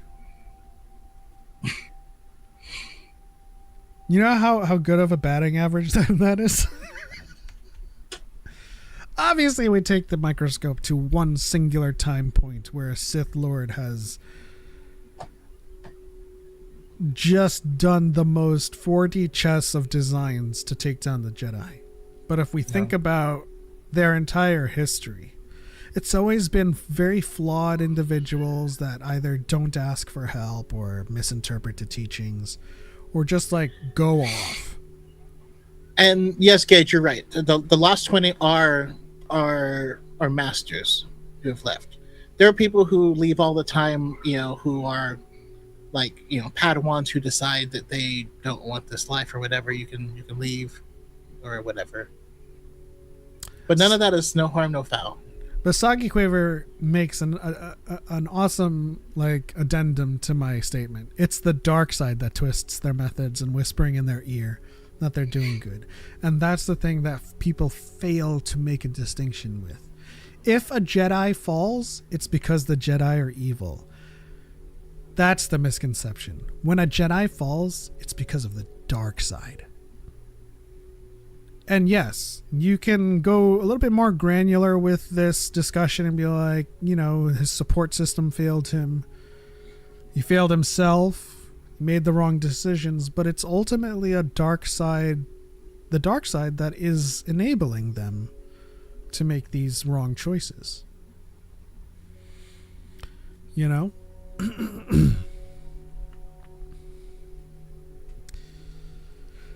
So I hope everyone who watches The Acolyte doesn't miss the very scene where the council is like, yeah, no, we're not going to separate this child from their family. The council is like, leave them alone. They're not doing anything or affecting people. And they're like, but it's the dark side. But they're not doing anything to anyone. Leave them alone. And he's like, I'm going to do it anyways. And people are like, oh, that means the Jedi are evil. Let's see here. One of the biggest Star Wars misconception. I saw someone on Twitter defending Anakin choking Padme by saying it's Vader, not Anakin. That one drives me nuts. Like, they're like, oh yeah, no, that was Vader though. That's not Anakin. It's like, it's weird copium because they really love Anakin. And then I blame Dave Filoni for a lot of that, because in the Clone Wars, Anakin doesn't really have to deal with the ramifications from any of the stuff that he does wrong. And so people are like, oh, he's all good. And then like you see Vader and you're like, okay, it feels different, but like, yeah, no, that's one person, that's the whole point. If it was two people, first of all, you can't gain an alternate personality by Palpatine saying, I'm going to call you Vader, and now you're a different person. You know what I mean? That doesn't make any sense. Number two, if it was like an alternate personality, then Luke didn't beat Vader. He just beat a mentally ill person until he swapped back. And Vader was still there the whole time. Like, there's no redemption. There's no admitting he was wrong or anything like that. And all the times that he remembered Padme, like, what is he doing? Every time he was remembering his true self and then do anything, didn't that make him worse? I don't know. It's a really, really dumb idea. I don't like it. Do you think that George did a disservice to Padme in that scene? I think he does disservice to women in general, but what are we talking about? When Anakin is saying he just slaughtered a bunch of women and children, and she's like, it's okay, Anakin. I mean, yes and no. I mean, he just needed his movie to continue. You know, like it's a long ass movie, and like Oh, it's one of those points where you're like, if we slow down here, we will not make it. no, I understand that completely. It's like if I were to reimagine that scene, so the women and children too, and Pat be like, "Oh God," and it just credits roll. Oh gosh. But saying, I do think that the Jedi became more beholden to the organization and not to the teachings, which is something I've heard. But I've not. It doesn't, for me at least, pass the smell test, and I say that because, like what do you mean by the teaching? Like, I guess to me, the more of the issue is them becoming beholden specifically to the Republic, because by doing that, they're actually choosing a side, which, by the way, wasn't necessarily always a negative, but it always had a danger, and the danger showed up when the Republic split in two, and so now they're on this side versus half of the galaxy. But I wouldn't say that they became beholden to the institution.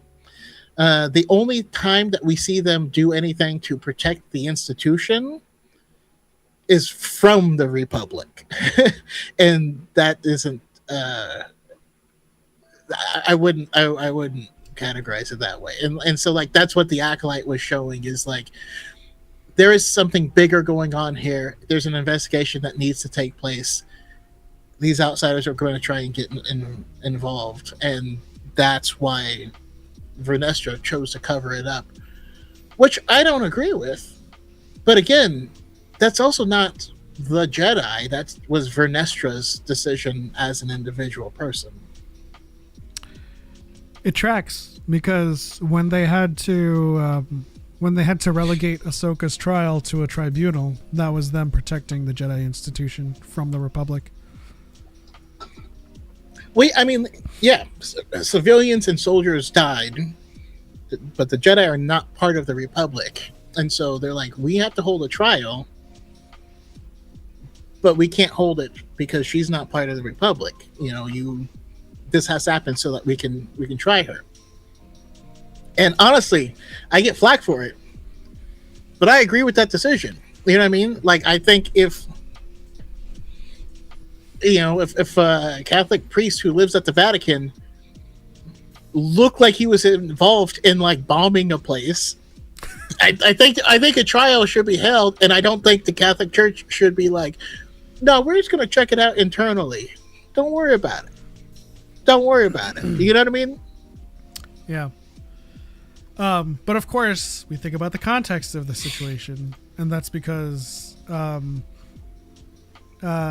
they were trying to frame the Jedi and try to get. That's the other thing that drives me nuts. As people will watch that and then never talk about she was literally being framed by her best friend who was planning all the stuff.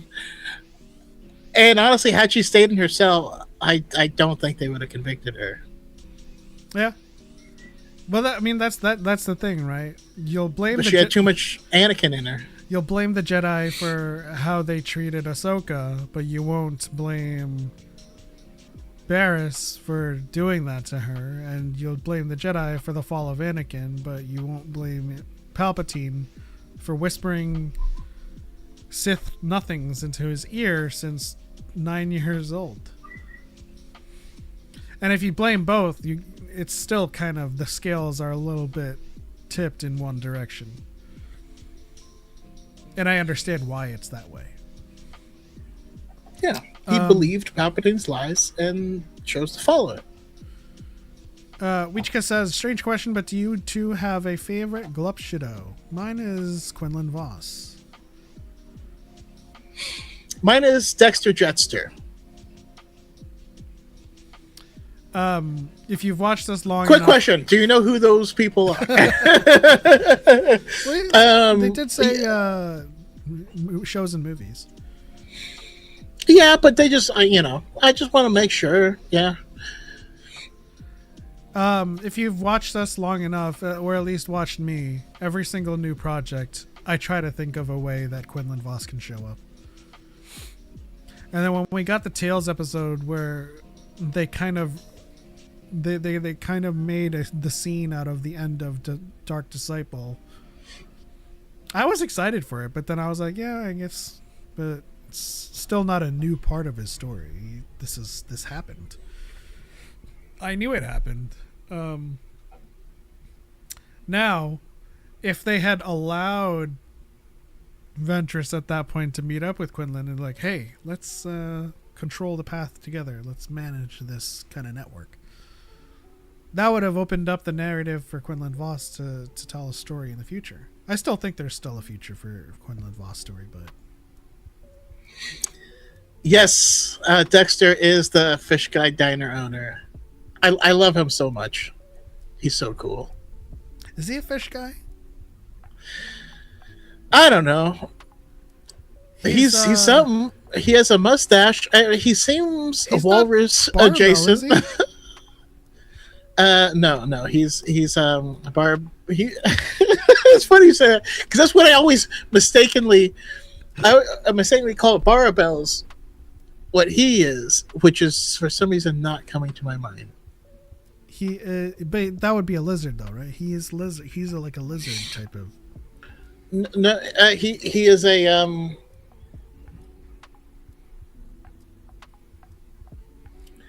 Gage. Tell us what he is. I know you know.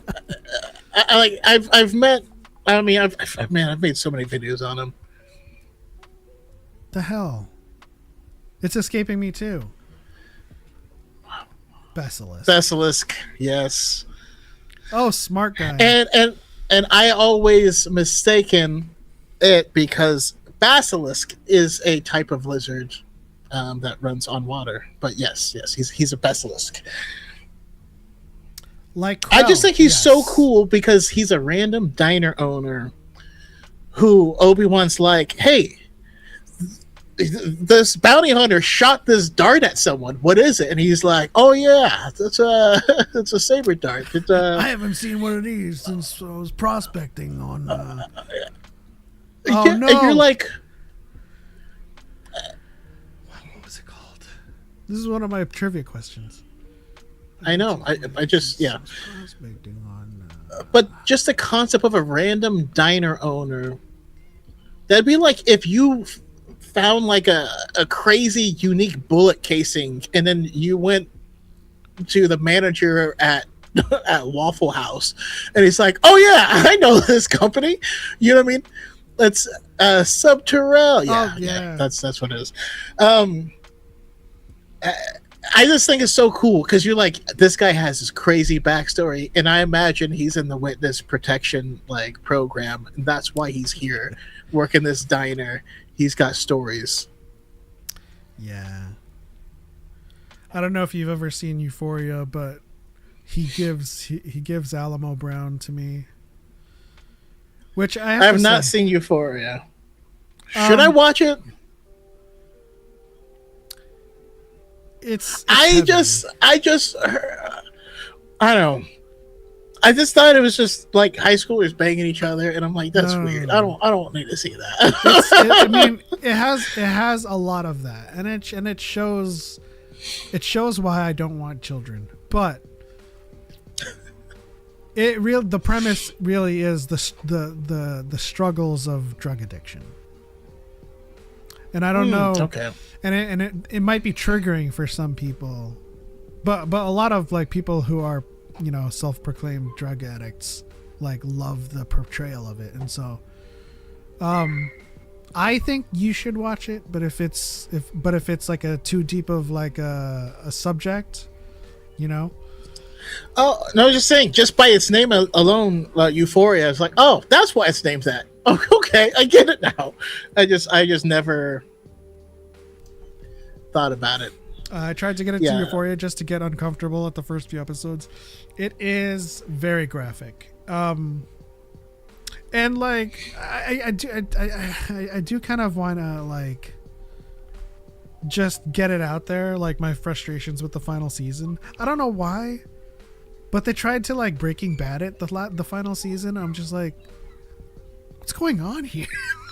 So it's weird, but I think overall it's a great show. Like if you can get past how sick and demented these narratives are and can accept like the premise of why it is so sick and demented, it's a great story. Okay. You know what? I mean, I know it's not the same, but that's how I felt about Musoku Tensei, Jobless Reincarnation.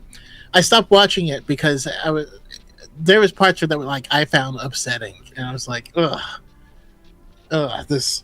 And then after I had been jobless for like 8 months and ran out of shows, I was like, let me give it a shot. Jobless Reincarnation. And you had to watch it was jobless? actually, but the thing is, it's actually amazing. And like, he does some like messed up stuff. And then like, that's the whole point, is like, he sucks and he's like just trying to do better. And he finds out that his dad is also a piece of crap. And they're just like struggling. Yeah. But like aware of it. And like it doesn't, he does bad things, but the narrative knows it's bad. Yeah. You know, if I were to sell Euphoria to you, then you would be able to get that, to grasp it, right? The struggles of drug addiction, which means that like as you keep watching the show, you're constantly looking at and witnessing terrible things. But that's the point. That is like, when a drug addict goes down that path, it's destructive, it's violent, and everybody gets hurt. And at no point you're like, are you rooting for this main character? You're like, gosh, so freaking destructive. Like, and that's the point, right? And so like, if you can get past being uncomfortable with it, I think it's a really good watch. But I took this week off to kind of like catch up with Silo, Monarch, and then as we mentioned today, I started watching Ted Lasso. So I thought it was I thought it was like Western show week for me. I was like, okay, I can't. I need to catch up. Did you by any chance watch The Studio? I have not. Where is that on? Okay. Apple TV. It sounded like you were in an Apple TV mood. The Studio is great. Is that like a news network? No. Although I've heard that is a good one too. The Morning Show? I think that's the one that I'm like alluding to. No, the Studio is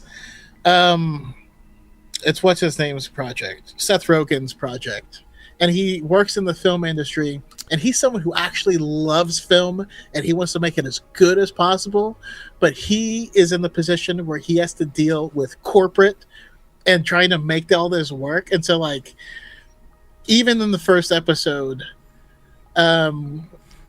he's what was it? He's trying to pitch a movie that's about come on, what's his name? The guy who ran the cult, a cult, and then made them all like drink Kool-Aid, and then they all died. Yeah, he was trying to make a Jonestown movie, but then literally Kool-Aid became a sponsor, so he's trying to sell this as a movie called Kool-Aid, and like he's trying to like bridge the gap between the. It's hilarious the way he struggles on both sides and like fails both of them, but in a way that like feels natural for like, okay, yeah, it makes sense that this is how the film industry is. Kenny says you should play Kingdom Hearts. Listen, if you can't make heads or tails of Kingdom Hearts, I don't know where to start. The other show you do need to watch, and I'll say watch it after Ted Lasso, is Shrinking. Because Shrinking also makes you feel good, not as good as Ted Lasso. Okay. But Shrinking is an amazing show. And yeah, Shrinking is really, really good. I don't know how Apple TV keeps coming out with these bangers. I think don't they like just giving kind of them my have money.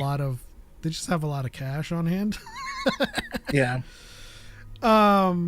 We were going to talk about Starfighter. I suppose the one thing that I'll ask about Starfighter to the monsters in the chat is there anything that Lucasfilm can learn from Mandalorian and Grogu? And is there anything that they're going to take going forward with Starfighter's marketing and kind of ensure that perhaps the environment is ripe for a Star Wars movie? And while you guys are thinking upon that prompt, I want to bring up a quote from the chief distribution officer from Amazon, who was being interviewed to comment on the performance of Masters of the Universe. And this kind of like goes hand in hand with Mandalorian and Grogu as well. I kind of want to like use it as a jumping off point to like kind of revisit that topic. So in its first week, Masters of the Universe made 25 million and like another 25 million like worldwide.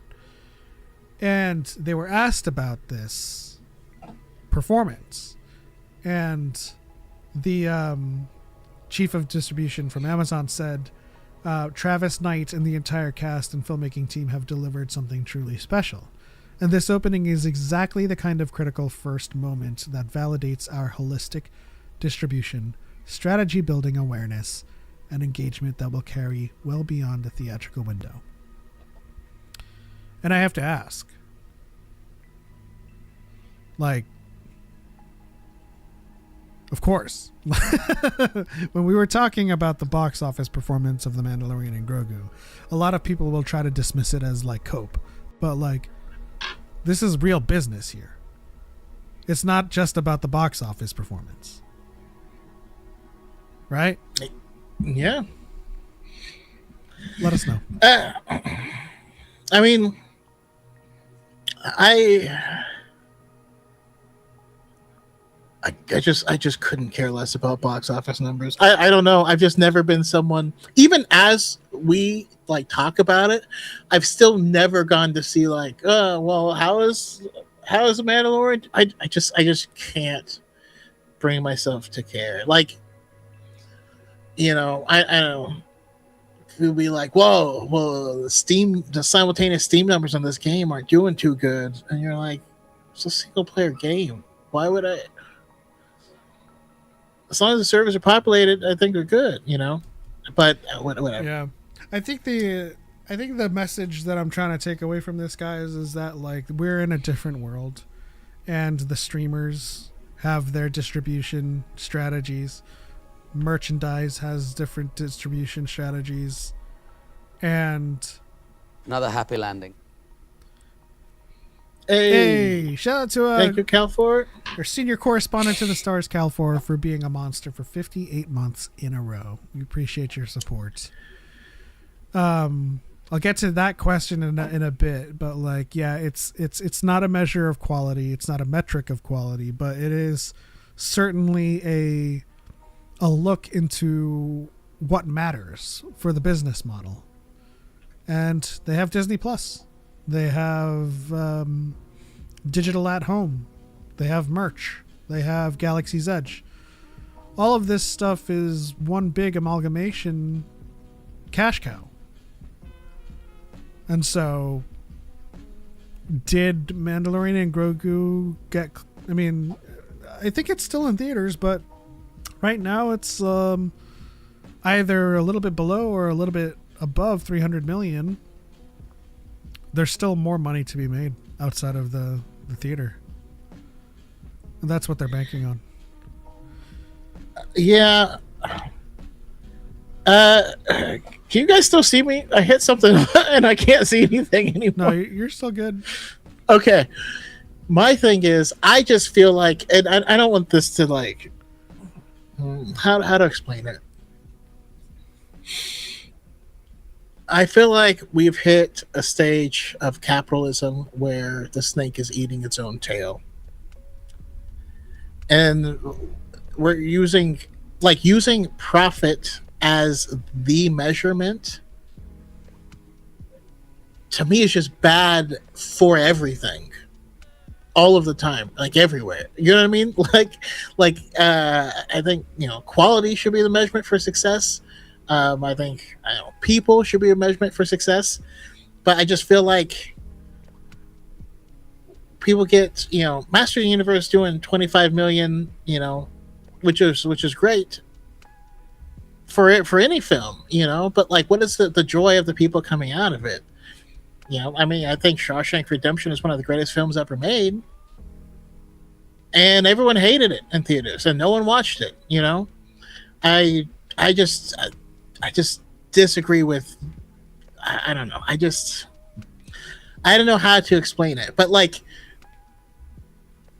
well, they're pulling for it to fail. When it comes up. Yeah, I don't know. So Cal asks the monsters in the chat, what is your lightsaber color? My lightsaber color has always been orange, and not because I want to use both the light and the dark. It's because I think orange is cool as a lightsaber color. It was my lightsaber color for the longest time in Star Wars: The Old Republic MMO as well. And mine is golden optimism. Golden optimistic. No, I've always just liked like gold or yellow lightsabers. I've just always been a big fan of it. Whenever I played Jedi Academy, that's what I would go for. And yeah, I was always a Keldor with a yellow lightsaber. That was like my thing. I would dual wield with one yellow and one purple. Because of Revan. Go Lakers. Yeah. No, I wasn't a Lakers fan growing up, actually. I just think the colors natural contrast looks good together. Saki Quaver asks, other than Star Wars, what is your favorite franchise or just solo one-off film? My favorite solo one-off film, and to no one's surprise, is Shawshank Redemption. That is my favorite film of all time. But other than Star Wars, like, huge anime fan. I watch a lot of anime, but I think in terms of franchise, it has to be Lord of the Rings is my second love. I'm not necessarily as huge of like a lore head in Lord of the Rings as I am in Star Wars. But, you're pretty deep in it. Well, I'm not like Belmont or New Beta or what the hell is his name? Don Marshall, by any stretch of the imagination. I know what I have read, and I know like the basic lore behind it, but those guys have like those guys will have tabbed and bookmarked their Silmarillions and their their appended notes and their unreleased notes from there's a lot that's not like published that has been released by the estate, and like there's a lot of extra like lore there. So yeah, okay, so I'm again, I love playing with perspectives. That's my bread and butter, and because of this, my favorite film has to be Eternal Sunshine of the Spotless Mind. I thought you were gonna say Memento. Just kidding. I knew it was. And like the way it plays with how your memory shapes you, and how I don't know, I just really love that film, and how people. Also, it's just oddly star-studded cast. That's just a side note. wasn't until I rewatched it like later. I was like, "Oh, you're in it, and you're in it, and you're in it." That's super weird. Why are all these people in it? Yeah. But as far as franchise, and we're talking like film or TV franchise, Kingdom Hearts. No, I'm kidding. I do want to show you guys my left wall, because behind me is my Star Wars stuff. I'm gonna take a picture of my left wall, and my left wall is some soundproofing panels and a huge, what was that, 50-inch map of Middle Earth. No. So y'all can see my love for Star Wars, but you can't see my love for Lord of the Rings. And honestly, as a secondary, I can't pick a single one. I've always been a big fan of, of Marvel and of DC and of what's it called? Well, come on, the comic company that with Exo Manowar and Image. Yeah, that's Image. And and also anime and all sorts of, I was watching Star Trek with my mom growing up. I don't know, it's hard to pick just one. When you just say like lore or universe, my mind goes to Mass Effect. I just think that's such a cool universe. But speaking of, I just realized we missed Christy on Tuesday for The Hobbit. All right, I'll just message her because she didn't message. So if you're still good for next week, I'll let her know. But yeah, I'll have to see. I feel bad because I haven't seen Christy in a long time. I should text her. Anyways, we'll try to plan it because you still haven't seen the Hobbit trilogy. Let's see. Wichka says, I'm going to get crucified for this, but I never watched Lord of the Rings, nor am I planning to watch it due to the fact that I'm not a big fan of the medieval genre. So it's not. I did the exact same. I felt the exact same way. I honestly, most of my life, I went straight to sci-fi and that type of area for things, and I didn't touch anything that was fantasy or anything that felt in that, medieval fantasy type setting. And it wasn't until, maybe 4 years ago that I did, and my eyes were open. So yeah, I actually watched all the Lord of the Rings for the first time with Pep, and it was a lot of fun. I will say that it's less medieval genre, and it is more high fantasy than anything. Like, I think Game of Thrones would be more of a fantasy medieval, but like just having like swords and bows doesn't make it medieval. It's definitely more high fantasy than anything. Because like medieval times didn't have elves and dwarves and stuff. So yeah. I mean, but medieval times did have dragon lore. So like, yeah, I mean, Game of Thrones, House of the Dragon is more medieval in that like thematic foundation. Silmarillion needs to be an anime, so similar to Star Wars Visions. I agree.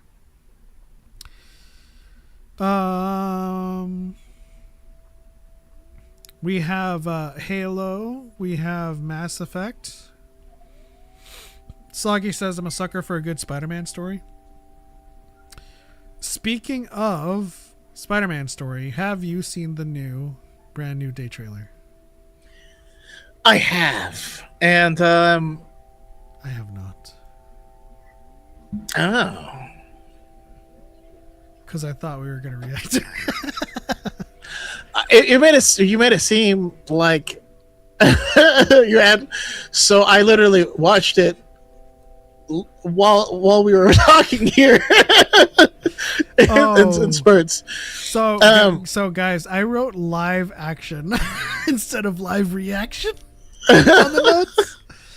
That's my fault. That being said, again, I might have to leave and come back. I hit something on my keyboard, which I think maybe it made a separate desktop. I don't know, but I don't have anything anymore. I'm surprised you can still see me. I have no idea what buttons I touched. I just touched my keyboard. Well, try doing Windows Tab and seeing if there's additional desktops.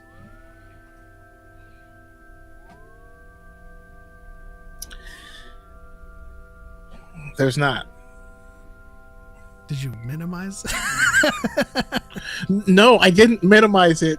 It's gone. Right. I'm actually because I connected this using Opera, and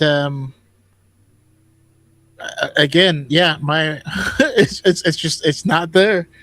Let me do so I might have to leave and come back, but I don't know how to leave. Right now, I'm just looking at my background, which is the Millennium Falcon. I can hang you up. Yeah, if you wouldn't mind hanging me up real quick, and I'll come back in. All right, we'll see you in a bit.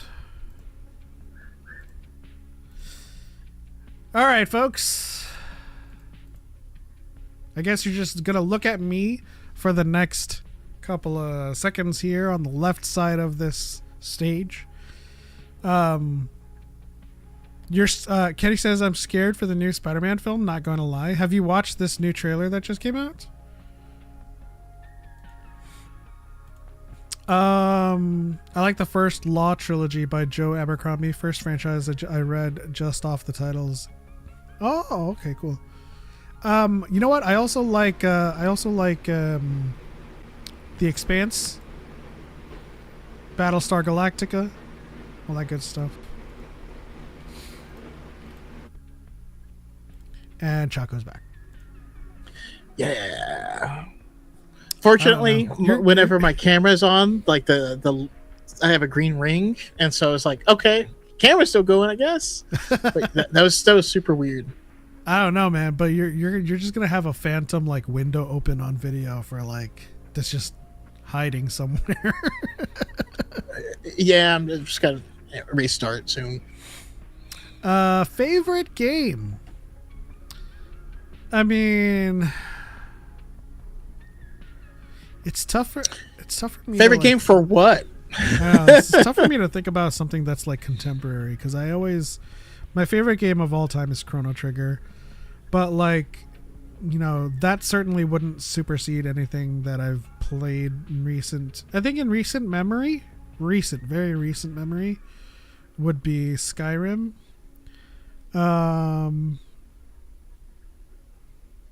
The Mass Effect series, the Witcher series, they all have to be RPGs because RPGs are like my foundational like genre of game that I enjoy. Agreed. Yeah, I mean, I honestly, the Mass Effect series, the way my first time playing through it, the chokehold it had over me. I'm the guy who like struggles to play RPGs because I want to find everything, and I want to read every little thing I pick up, and every lore entry, because it's just, I don't know, we're just lore brained. I imagine you do the same. You're like, oh, what's this book, you know, or whatever. And inside of, like, I feel like in Mass Effect that was the most rewarding. I became that way with Elder Scrolls. Yeah. Now, okay. As far as recent games, I played the hell out of Crimson Desert, and I'm still not done, and there's still so much more, and they keep updating it at the same rate, because they're like, it's the same company that does Black Desert Online, and they were like, oh yeah, we're just used to doing it this way, so they just keep adding content and making things better they've been doing updates at least once a week since it came out in like March or February. That's crazy. That's like I think that's typical update cycles for Chinese companies. Yeah, well, that's typical for like online service games, right? That's not typical for single player RPGs. You know, but it's been amazing. I just saw Nemo say, I want to make a joke about Choco still being there because black screen. I don't know if I can listen. I have yes, I've people have made reference to the Cheshire Cat more than once in my life. That's all I'll say. I don't know if I can name a game that truly like within recent memory, because Skyrim is pretty old now. Something that has taken up, because you know, most of my gaming career has been around RPGs, but that being said, MMOs are RPGs as well. And I spent a significant amount of years sunk into World of Warcraft and Final Fantasy XIV. And so I don't know. I hesitate to name an MMO like as like, oh, my game of the year, or my favorite game of all time. That being said, I can't freaking wait for Guild Wars 3. It's like played that one too. Of those, which was a lot of fun, but like I got into it so late that and I didn't have someone like Cal to shuttle me around and help me get good quick. And so I struggled, and I am falling off of it. But it feels like a game I'm going to want to start from the ground up. Yeah. I mean, and that's the great thing about it being like a new game instead of like this newfangled hyped expansion, is that everyone starts from zero, right? I mean, I have all of my max level characters in Guild Wars 2, and I have all of my flying mounts. I could shuttle you around in 2, but then like if we played 3, I'd be at day 1 as well. So yeah. So like, there's no point to go back to 2, right? I mean, if since I haven't done it first. Lore wise, it might. Well, I don't really know anything about 3, and whether or not it's like a spiritual sequel or if it's narratively a continuation. But we'll see when it comes out. Honestly, I mean, like I wouldn't say no to jumping into 2, but then again, I wouldn't. So like, just wait for 3, I suppose. Gaming's gotten so good, man. Did they confirm that's Jean Grey? Because everyone is just calling her Jean Grey. That was my first initial theory watching the first teaser. But thank you for bringing it back up, because now I have to watch this trailer. And so we're having this, we're reacting to this live. And sort of. I guess I've half seen it. And the timing is perfect, right? Because I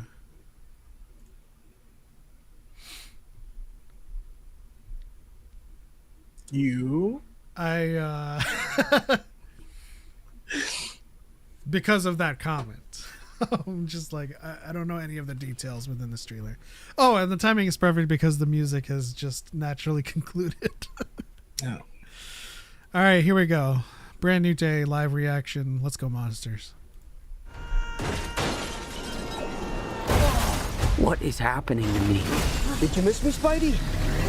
Hey. I'm losing my mind. I am totally out of control. Oh. I gotta fix whatever this is right now.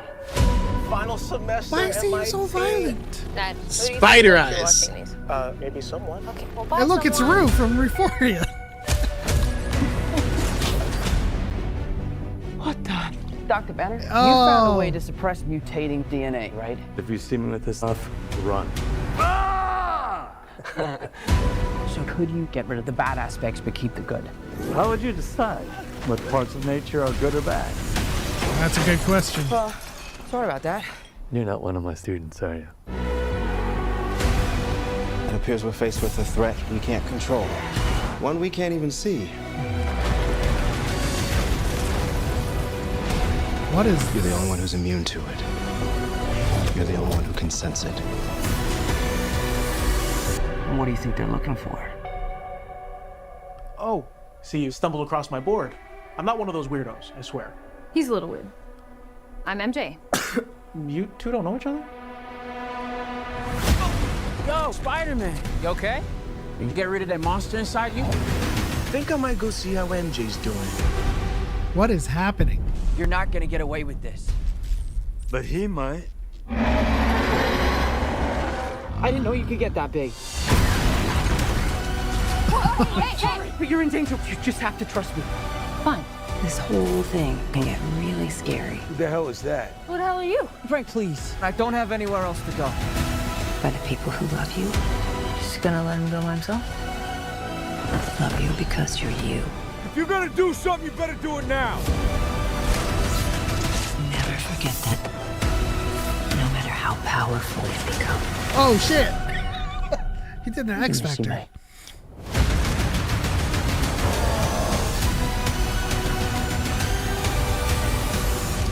Huh. All right, just give me a sec. Give me a sec. I'm not in high school anymore. Oh. Did you stretch? You a big stretcher? It's so good for you. You ready? Oh, okay. July 31st. So I think it looks great. I'm really excited for it. It's our first MCU proper Spider-Man movie. The other ones are good, right? But they were an origin story to Spider-Man. This is Spider-Man being Spider-Man, having been Spider-Man. Again, they're going in a different direction than what we've seen before, which is the thing I wanted the most. I'm happy that there's no symbiote in it, even though I absolutely love Venom. Although they feels like you're doing a similar thing with the Man Spider storyline of like it's making me angry and aggressive. But I still don't know if they're doing in like an alternate universe Jean Grey played by Sadie Sink as the villain. I don't know anything about this, but I feel like they're trying to make us believe that. I don't think it's so, just because Spider-Man wouldn't be immune to Jean Grey's powers, but I don't know. I don't know if the trailer made it seem like he was immune. I think it said he was immune. No, he said. Did he? I thought it said he was the only one that could sense it. He said you're the only one who's immune to it. You're the only one who can sense it. He said both. Oh, okay. Yeah, I don't know. I didn't really get Jean Grey vibes from that trailer, so I'm wondering why everyone's just calling her Jean Grey. Because everyone knows Sadie Sink is in it, and people have casted her in their minds as Jean Grey. We know that there's some type of telepathic thing going on. I don't know. I'm prepared. Sagi Quaver says, I'm prepared for the Great Tom switch up after this release. What is the Great Tom switch up?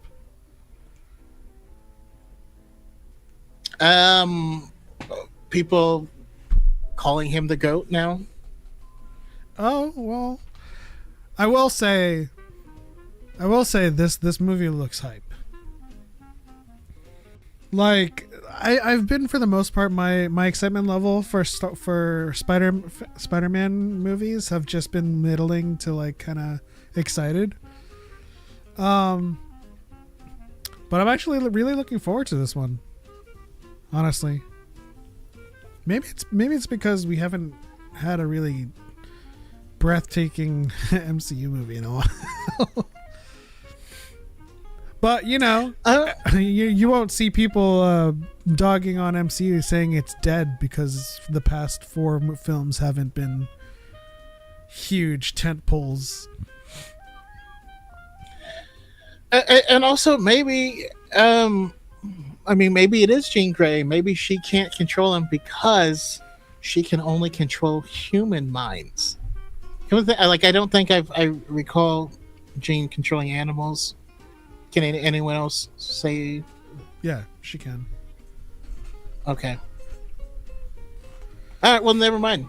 I was thinking, what if since his DNA is morphed into a spider, that's why. But I just think it has something to do with just like the current state of mutation that he's going through. Not that he's a mutant, but like obviously there's something going on with his psyche that makes him particularly immune to it. But or I it could do just be like the spider sense awareness that he becomes aware of the threat, and therefore his mind's able to shield himself from it. Maybe you have to be unexpecting. We'll have to see. There's no use in me speculating anymore on it. Everything has already been said. I do like. Could be Summers' kid. I do like Hope Summers. And the reason being is we're so far along in the MCU timeline that it could make sense that the X-Men that they're gunning for to introduce is like a future generation. Maybe. Hope is technically not their kid, but yes, I see what you mean. What you're saying. Can Jean Grey cause mutations in X-Men? I don't think so. Unless, she has both, telepathy and telekinesis. I suppose she might be able to telekinetically poke the gene into place. I don't know.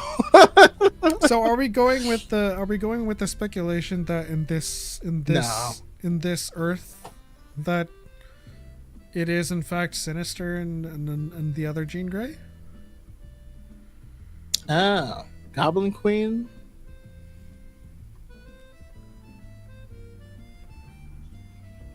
She can tell if someone's gay or not, though. I still can't believe they did that. That's thoughts on Supergirl. No thoughts. Head empty, mind blank. Going to see it though. Can't wait. Again, like I said, I love playing with perspectives. This is the perspective of someone with the powers of Superman, but she was a teenager when her world was destroyed, and she's like still young now. So like for her, this all happened like 5 years ago, and everything that she loved and everyone is gone except for her dog, and what that would feel like that would be horrifying.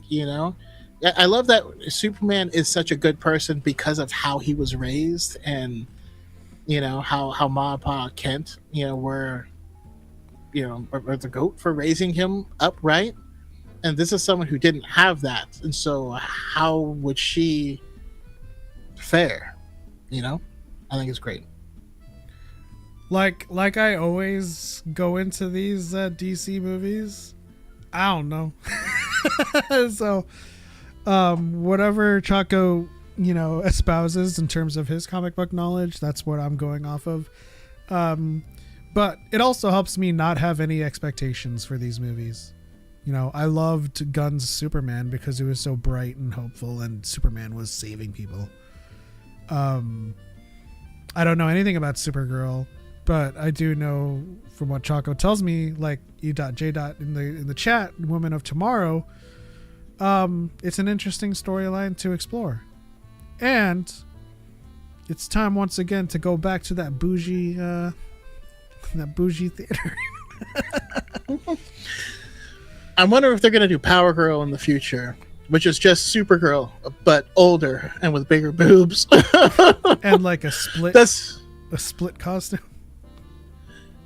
Yeah, in the comics, she was like, I couldn't think of what logo to put on my chest, so I just left it blank. And we're like, what? That's not a thing. You just went with quarter That's not spears. a thing. Oh. Woman of Tomorrow is great novel, hopefully with less Tom King this time. We'll see. I just know that I like what they've done so far with this DC like this that, DC Neva. universe. I've loved their Superman. I've loved their Peacemaker. I've loved their what are they called? With the Bride of Frankenstein and all the Creature Commandos. Creature Commandos. I Yeah. liked that one. So yeah, I also somewhat of a side note, but I've been hearing really good things about DC's Absolute Green Arrow, which I haven't read at all. But the Absolute line, a lot of them have been bangers. Oh, So yeah, I'm excited for I'm gonna check it Clayface out. too. That thing looks like another 7. yeah. I also did like the Arrowverse on CW for a short period of time. I like the Flash as well. It did what it did, and it did a good job doing what it was doing for a while. But I have hopes. I have high hopes for DC moving forward. As I'll always like argue as an adult, like competition is great. I recently made Pep watch My Adventures with Superman. I love that one too.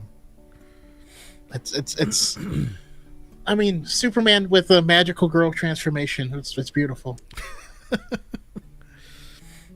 I was messaging Choco throughout that, and so I was like, does he normally have like an avatar state? What's going on? But then I think about like how it's like Studio Mirror, and it's like, okay, so like the conversation is always Goku versus Superman, so you're gonna give Superman like a Super Saiyan transformation. Yeah, Makes sense. Yeah, it's not like a canon Superman story, but it's just cool to see it reimagined by way of like anime and having Deathstroke be A Backstreet Boy. yeah, he's a it's hilarious. I love him. Nemo says I can't get into it. I know I would like it. I just can't watch it. Deathstroke not being a Diddy warrior is nice though. Yeah, that whole stuff with Terra. Why? And they like keep putting it in there. I just don't get it. And then anyone who hasn't watched The Penguin yet, go watch that show. That's I peak. loved Penguin too. Jeez, yeah, they've been on a roll. They've been on a roll with a lot of their DC projects. So as we wind down the end of this episode, do you think you'll be going into Euphoria? Because I think I'd like to give you that as like the homework, not necessarily to discuss next week, but like just to start watching it. Okay, yeah, I'll go. Oh, did you finish Spider Noir? But yes, I'll try. I'll give it a shot. Nick gets so cagey. It's fantastic. But I will. It's not like it's going anywhere, and it's only one season so far. I was so theoretically when I said I was like, all right, this is where I like catch up to like my Western shows. These were all shows that I had watched: Euphoria, Silo, Monarch. I was all catching up to their final or their last season that just aired in the last couple months. But Ted Lasso, I've been hearing about 4 years. And then, like, whenever Choco talks about it, I'm just like, I'm sad that I don't get these references. So then I started that. Sorry, so you're going to start Euphoria. And I suppose I'll just continue with Lasso because it was essentially your recommendation anyway. Yeah, but you can also couple that with Shrinking. Also on the same Euphoria network. is a rough watch. Yeah, I mean, I already gave Choco the rundown. Like, it's the struggles of drug addiction. You're gonna see some really, really effed up stuff. But it's all from the lens that, yeah, because it's about drug addiction, right? So, have you read Spawn? I actually have not read Spawn. I feel like I should. I've seen Michael Jai White and Leguizamo Spawn. That was not memorable. I'm just kidding. I don't like the fact that they are in high school the first 2 seasons, but the schools around here in Texas were like that. Listen. That's when it usually starts, though. And that's what I'm... Yeah.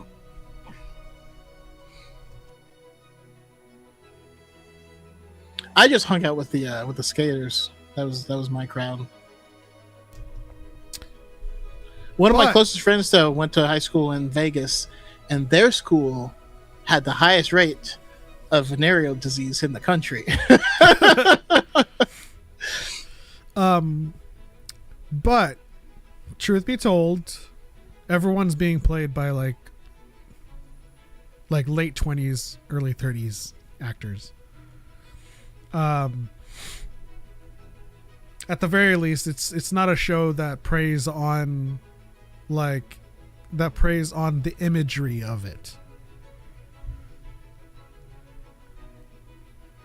You get what I'm saying? Mm-hmm. Like it's not showing you young high schooler visuals. It's the narrative that takes place around their high school years. Thane, what did you do? All right, we can wrap up. All right, so Euphoria for you, Lasso and Shrinking for me, and our homework for the chat basically is to read the entirety of the Star Wars lore. I mean, I would like to chat to branch out from Star Wars and read like the first 2 runs of Absolute Batman. Oh, ReZero, yes, is great. I will say I did fall off a bit when he was fighting the weird cult guy. But I heard that this season has been really good. I've been making this recommendation. ReZero's first season though has been is goated. I've been making this recommendation for a while now. And this is the first book of it. It's called The North Tower by Michelle Haygood. And it is like a better Harry Potter. Okay. So look up this book. And then like the second book is called The Master's Trial.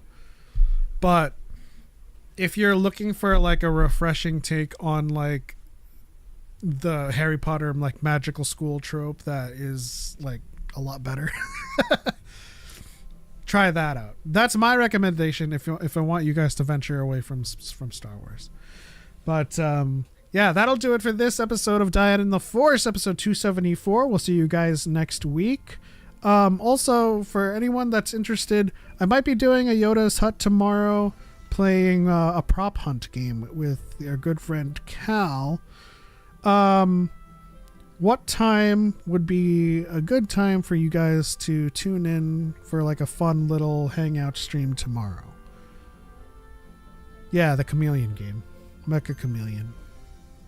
And that's also like serves as like a pseudo recommendation for Choco to install that as well. It's only $6, but it's basically the prop hunt game but with like painting and stuff. Mecha Chameleon, yeah. Would you guys be more interested in like a nighttime stream tomorrow or like an afternoon stream? Let me know. Suddenly the song just took a Harry Potter turn.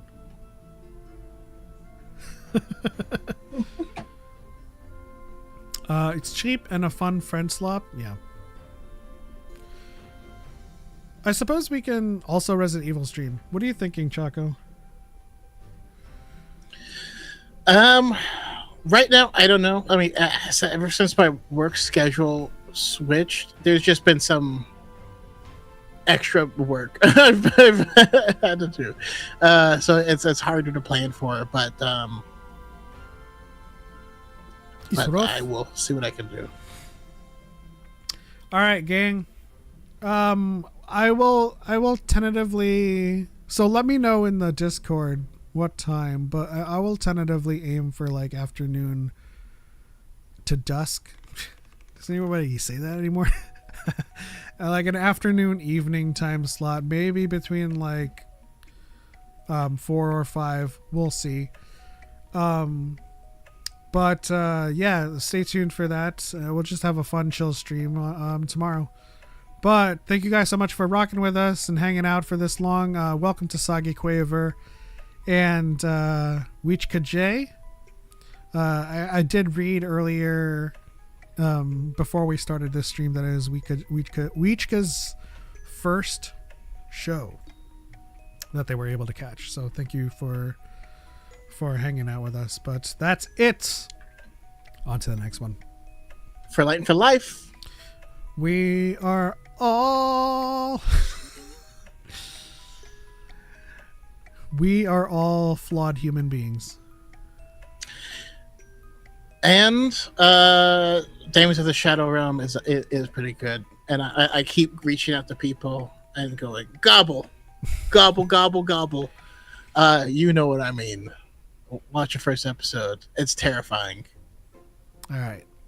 Bye, guys. Later, hot holes. Later, monsters.